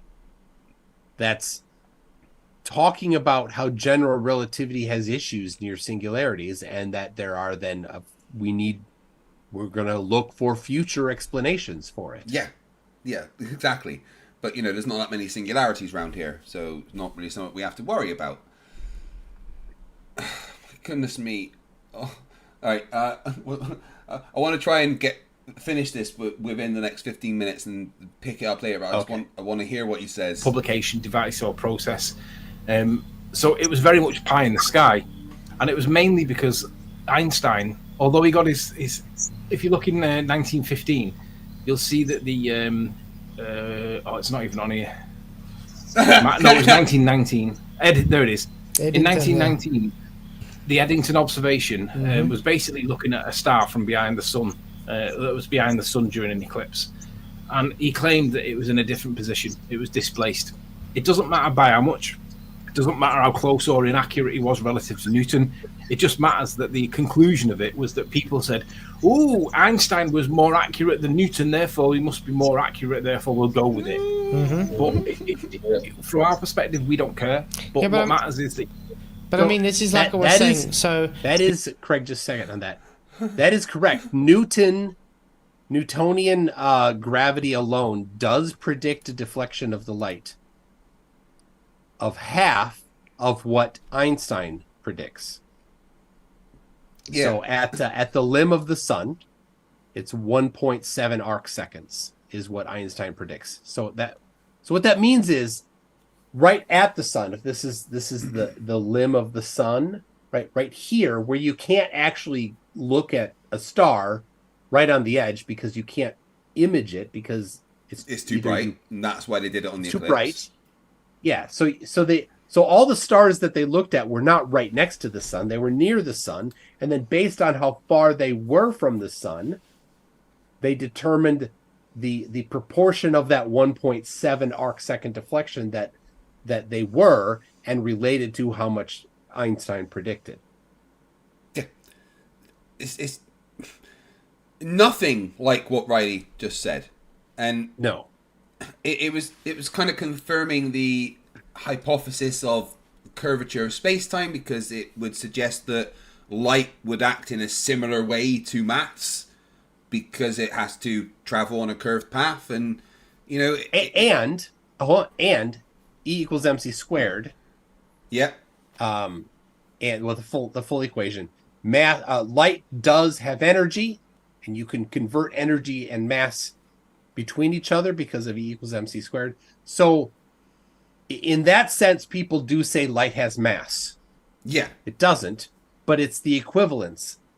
And that's what they're talking about equivalence. when they say that. It's a when you're being hyper pedantic, like flat earthers try to do, to play games, then that's what they have to do. But when people are just talking off the cuff, they'll say gravity instead of the acceleration due to bending of space-time. Yeah. We can just be adults and say gravity and have the complexity be not something we speak. And that's what George Musser meant when he said that we don't work at the really is level, because we don't have to explain every step. We can just say gravity and talk about the attraction between mass. But when it's two intelligent people talking, we know in the back of our minds that there's all the other stuff, like the bending of space-time causing the acceleration, etc., etc. But we don't have to work at that level for the conversation we're having about mass attracting mass. It's not relevant. Oh my God, You're not. Yeah. And you can't start by talking about Einstein's field equations. You have to start on the other end and only get there when you need it. But you're not going to go to a third grader and say, well, let's break out our tensor calculus. Let's everybody write down G mu nu.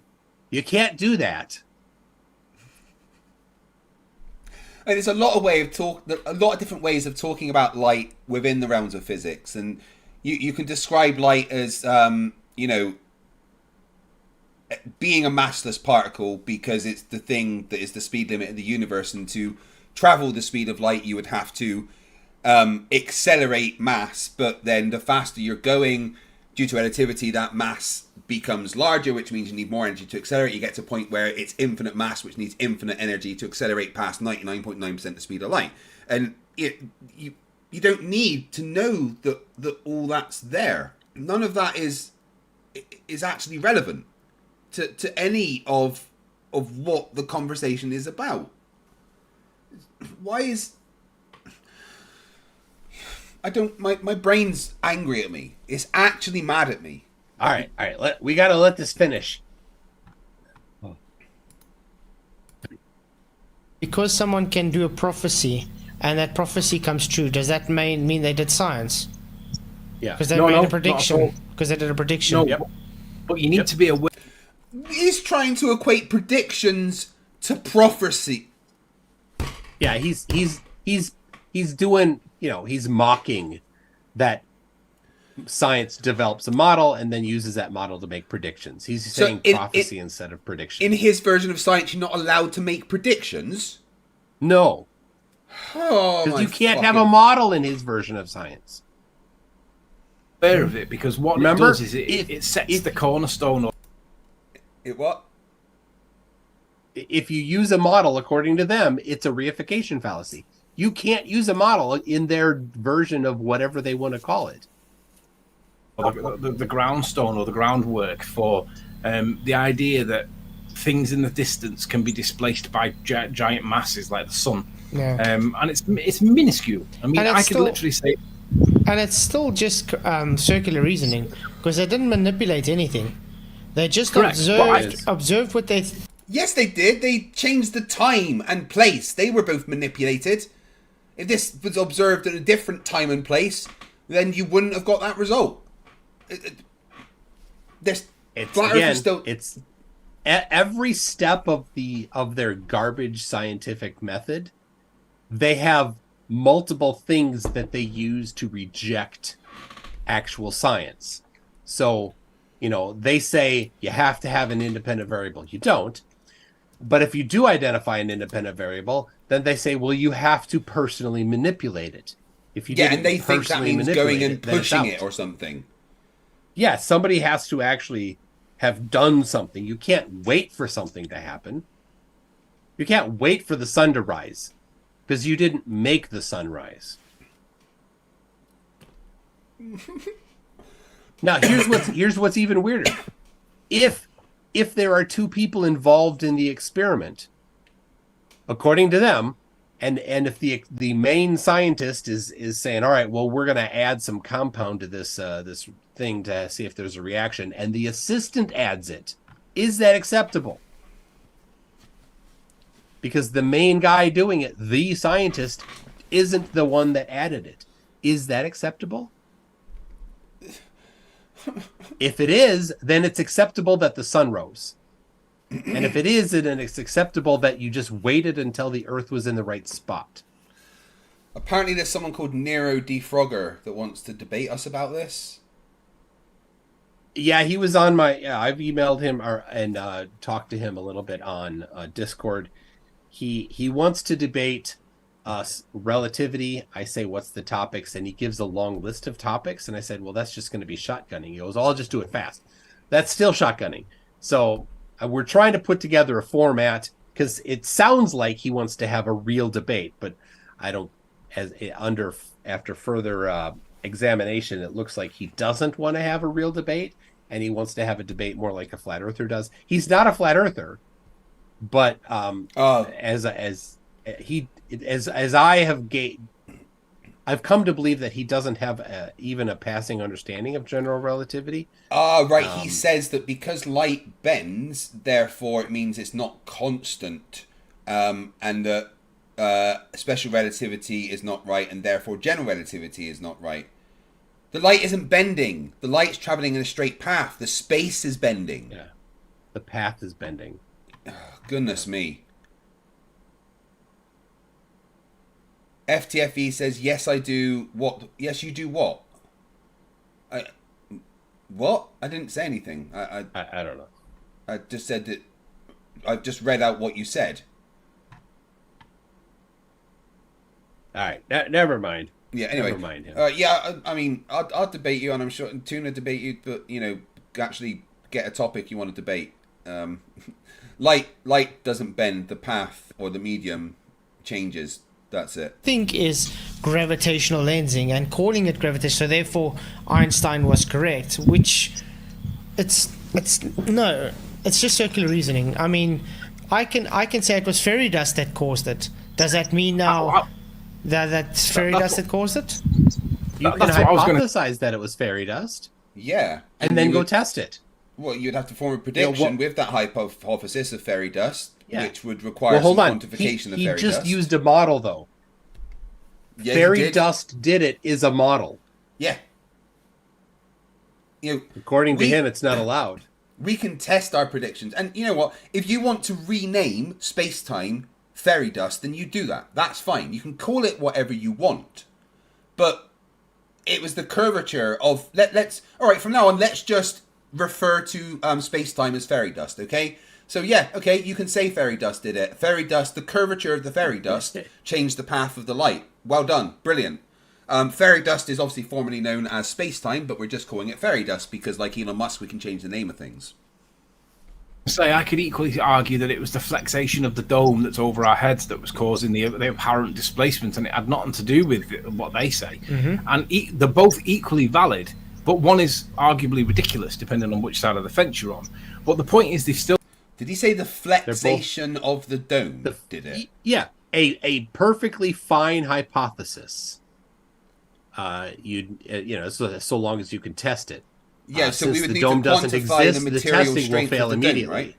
We would have to definitely quantify the material strength of the dome to find. I don't think flexation is a word, but I might be wrong. Well, no, I mean you just go back to, all right. Well, let's go see, is there a dome? Oh, there's no dome. So we can't, that the testing falls apart immediately.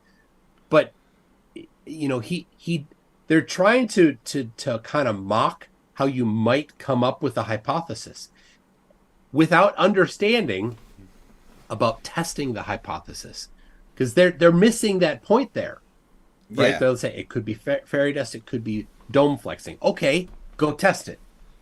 Yeah, give us a model where these things make sense and show us how this model applies. Yeah. And there's this,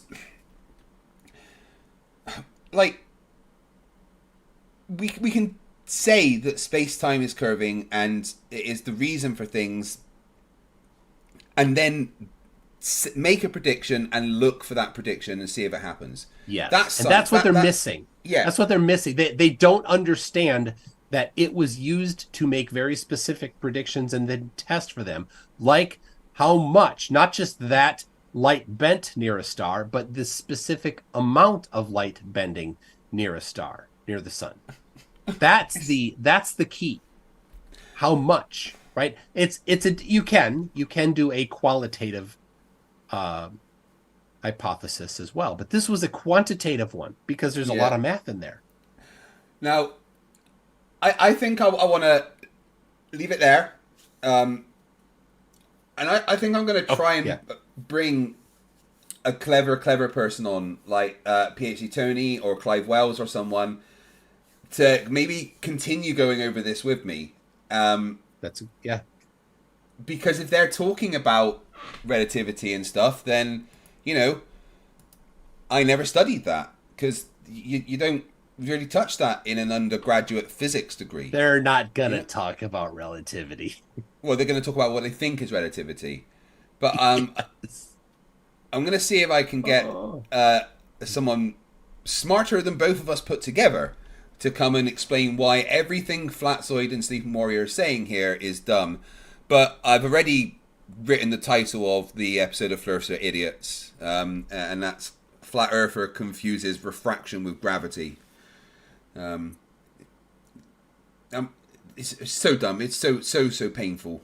Goodness me. Nero Frogger, I'm not saying anything. Just chill, dude. Yeah. He's like, whatever you guys say, but you're looking like a coward to me, and I don't mean FTFE and MC Toon, but you chat. Right, what?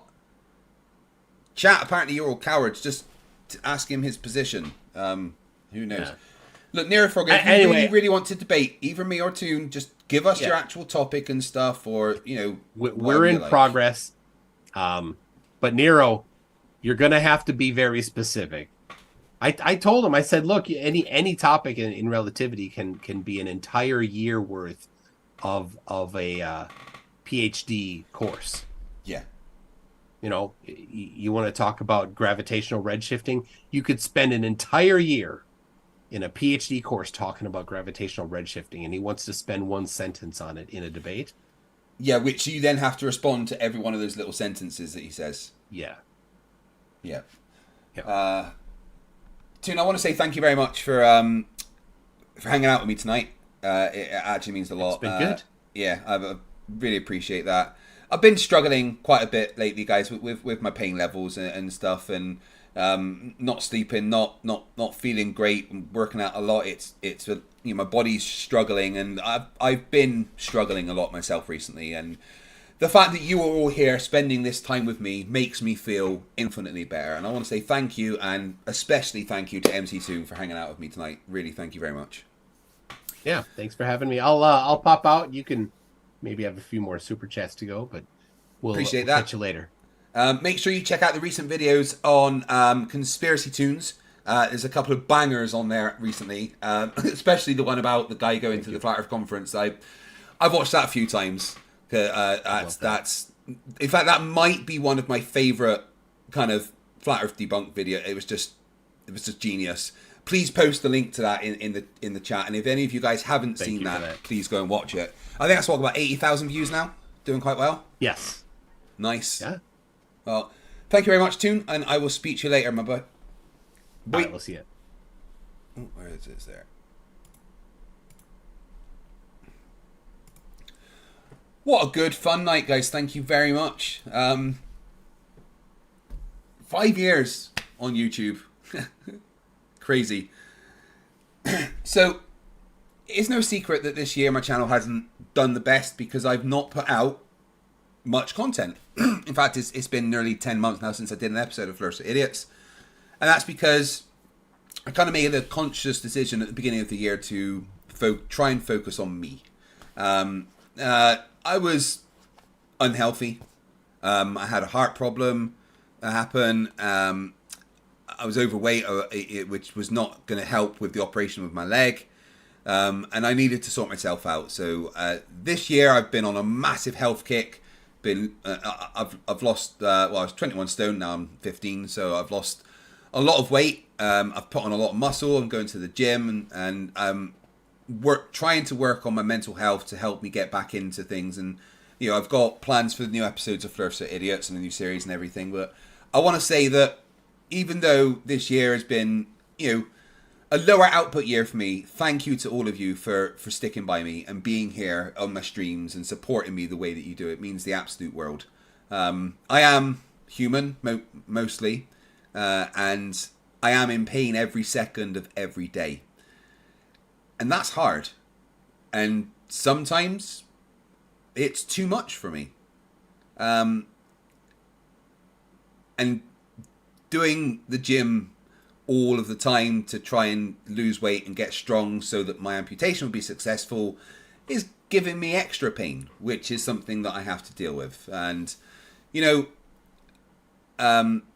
that comes with mental health problems, being like that. And I want to say thank you for sticking by me and being here during this year of updating the FTFE model.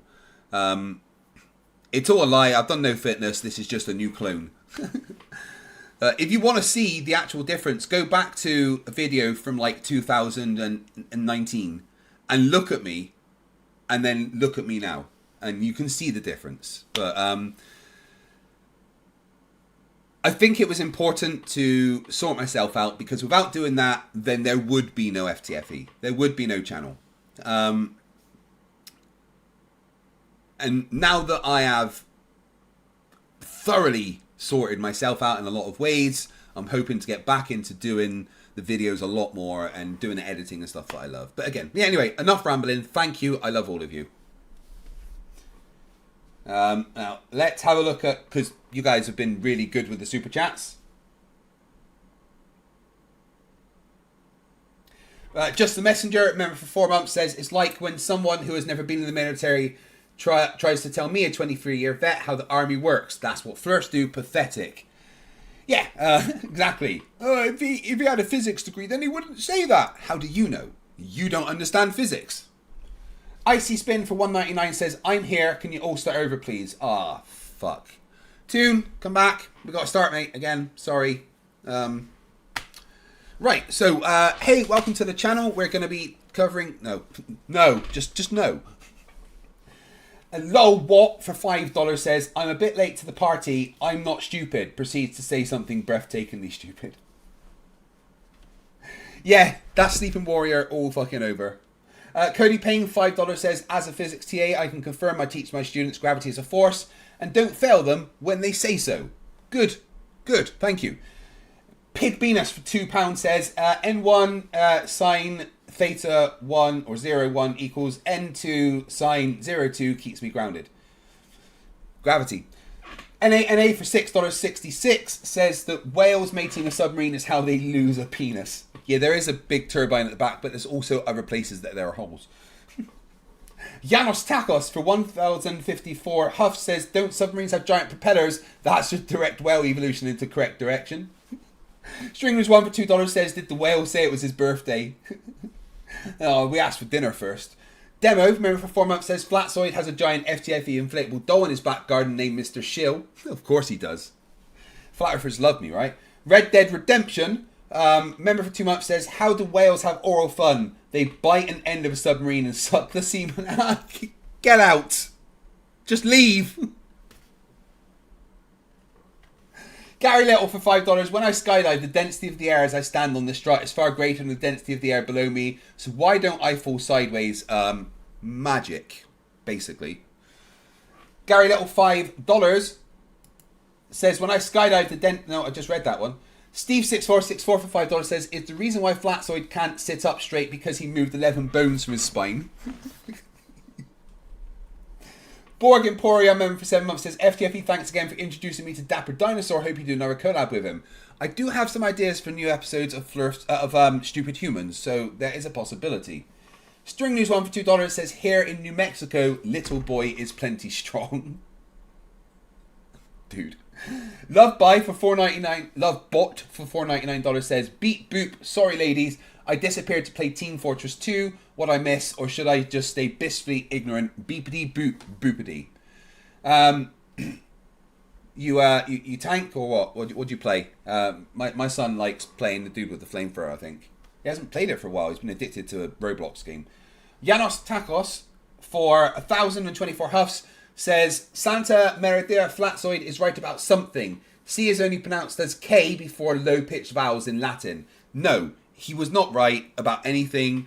He probably did that by accident. Even a broken clock's right twice a day. Lovebot for $4.99 says, I got 2 Flerf group suggestions. 1, a burden of Flerfs, or 2, and you might like this one, a law of Flerfs. Now, that's too sensible for them both, but thank you. Fat of the Q-Tube family for $5 says, Flerfs exist so that the village idiots have somebody to laugh at. No, flat earthers exist because the village idiots got out and found the internet. Icy Spin 199 says, maybe you could see if Witsit is available. Ugh. Sure, I mean, I'd debate him anytime, but, you know, he's got to retract his statements about relativity first. Rachbot for $3 Australian gives a super sticker. Thank you very much, Rach. Your support, as always, is amazing. Randy Lane for $10, thank you, says, love you, Craig. Pain management is a motherfucker. I understand completely. You can't keep McNeil down. You're a friggin' badass. Thank you very much. And you're right. You can't fucking keep McNeil down. My dad smashed cancer out of the park. Fuck that shit. You know, I've overcome I haven't quite overcome it yet because I've still got my leg, but I'm working to overcome this because everything I'm doing has a goal in mind, right? Once I have lost the weight that I need and I am strong enough, I can have the operation and have my leg off. And then there's less pain to manage. There is a goal to everything I'm doing. Yeah, I have spent years making excuses, letting the pain control my life. But fuck that shit. You can't keep McNeil down. That's why we're descended from Vikings. And Heat Shield's been a member for 7 months, says, hey Greg, I want you to shout this.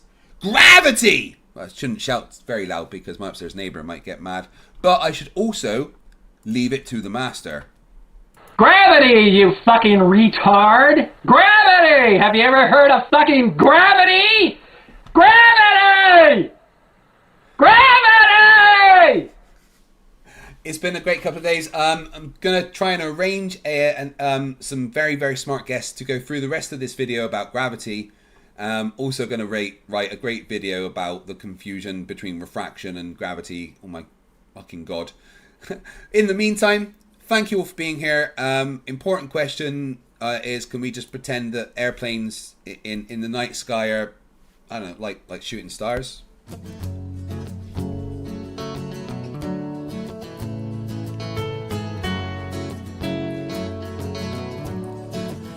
Can we pretend that airplanes in the night sky are like shooting stars? Should be wishing for a brain right now, brain right now, brain right now. Good morning. These words come with a storm warning. Better batten down the hatches, grab some matches and brace yourself for a long day of misery. YouTube has given me the power to reach up into the sky and show you all that we live on the ball. I bring you science that's comprehensible. Your view is indefensible. You're reprehensible. Go on, Mr. Sensible. When I was young, I never thought I would be here to see this. A pile of random nonsense dressed up as bullshit. Your ignorance will be the death of us all, like running headfirst full speed into a wall. You could always read a book, buy a telescope, set it up and take a photo of the moon, or just be a buffoon. I send you in a balloon onto the stratosphere on page 3. You're a few fries short of a happy meal. You're dumber than a box of hair. The wheel's spinning but the hamster's dead, and you're as smart as bait. You forgot to pay your brain bill. You're missing a few buttons on the remote control. 24 cents short of a quarter. You're surfing in Nebraska. You're as bright as Alaska in December, and you fell out of your family tree. You don't have all the cornflakes in one box. You got an IQ of 2 and it takes 3 to grunt. The elevator doesn't go all the way up, and there's a vacancy on the top floor. Your antenna doesn't pick up all the channels. You're several nuts short of a You're Mr. fruitcake. Sensible, calm down, don't go too hard. You don't need the hard slap burying Flerfs in your backyard. You're a man of science, poise and grace. Mage 2 did everything to wipe the grins off the face.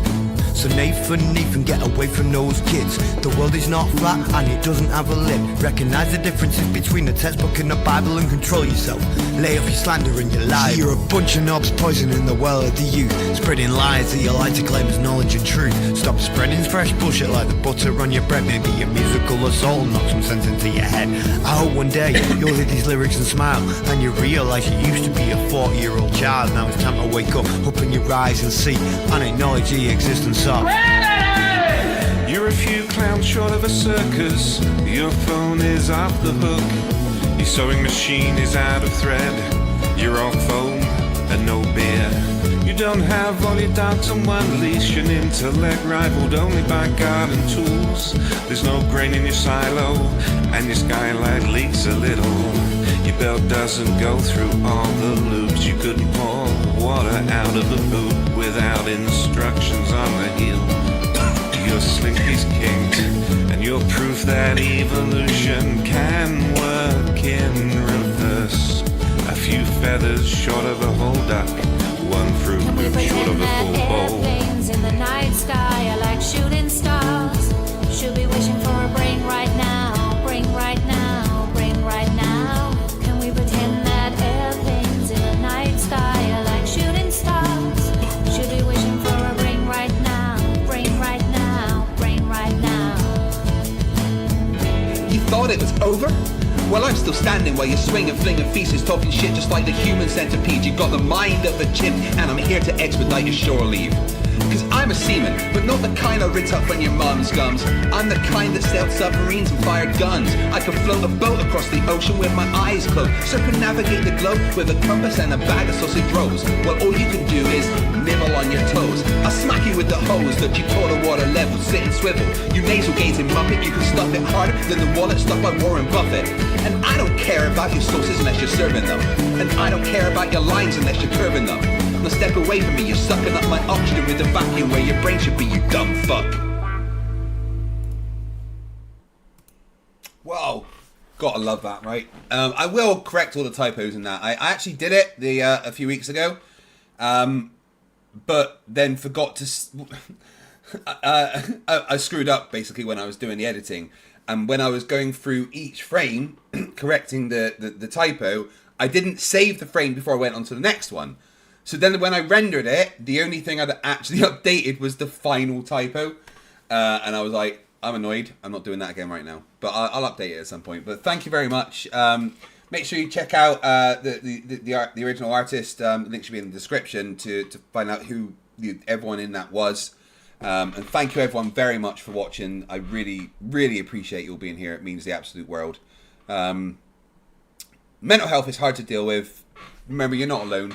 There's always people you can talk to. There's a room in my Discord specifically for people that want to talk about any mental health problems. COVID kind of fucked the world a lot of ways, and mental health is now worse than it ever was. And as someone that suffers with mental health issues myself, I urge anyone that has problems to seek help. Don't suffer in silence. There's always someone to help you. You're awesome. You are an awesome person, and you are worth helping. So if you need help and you're depressed, reach out and find some help. It works. In the meantime, remember, stupidity is not a right. Fight the flat earth. Fight the flat. Fight the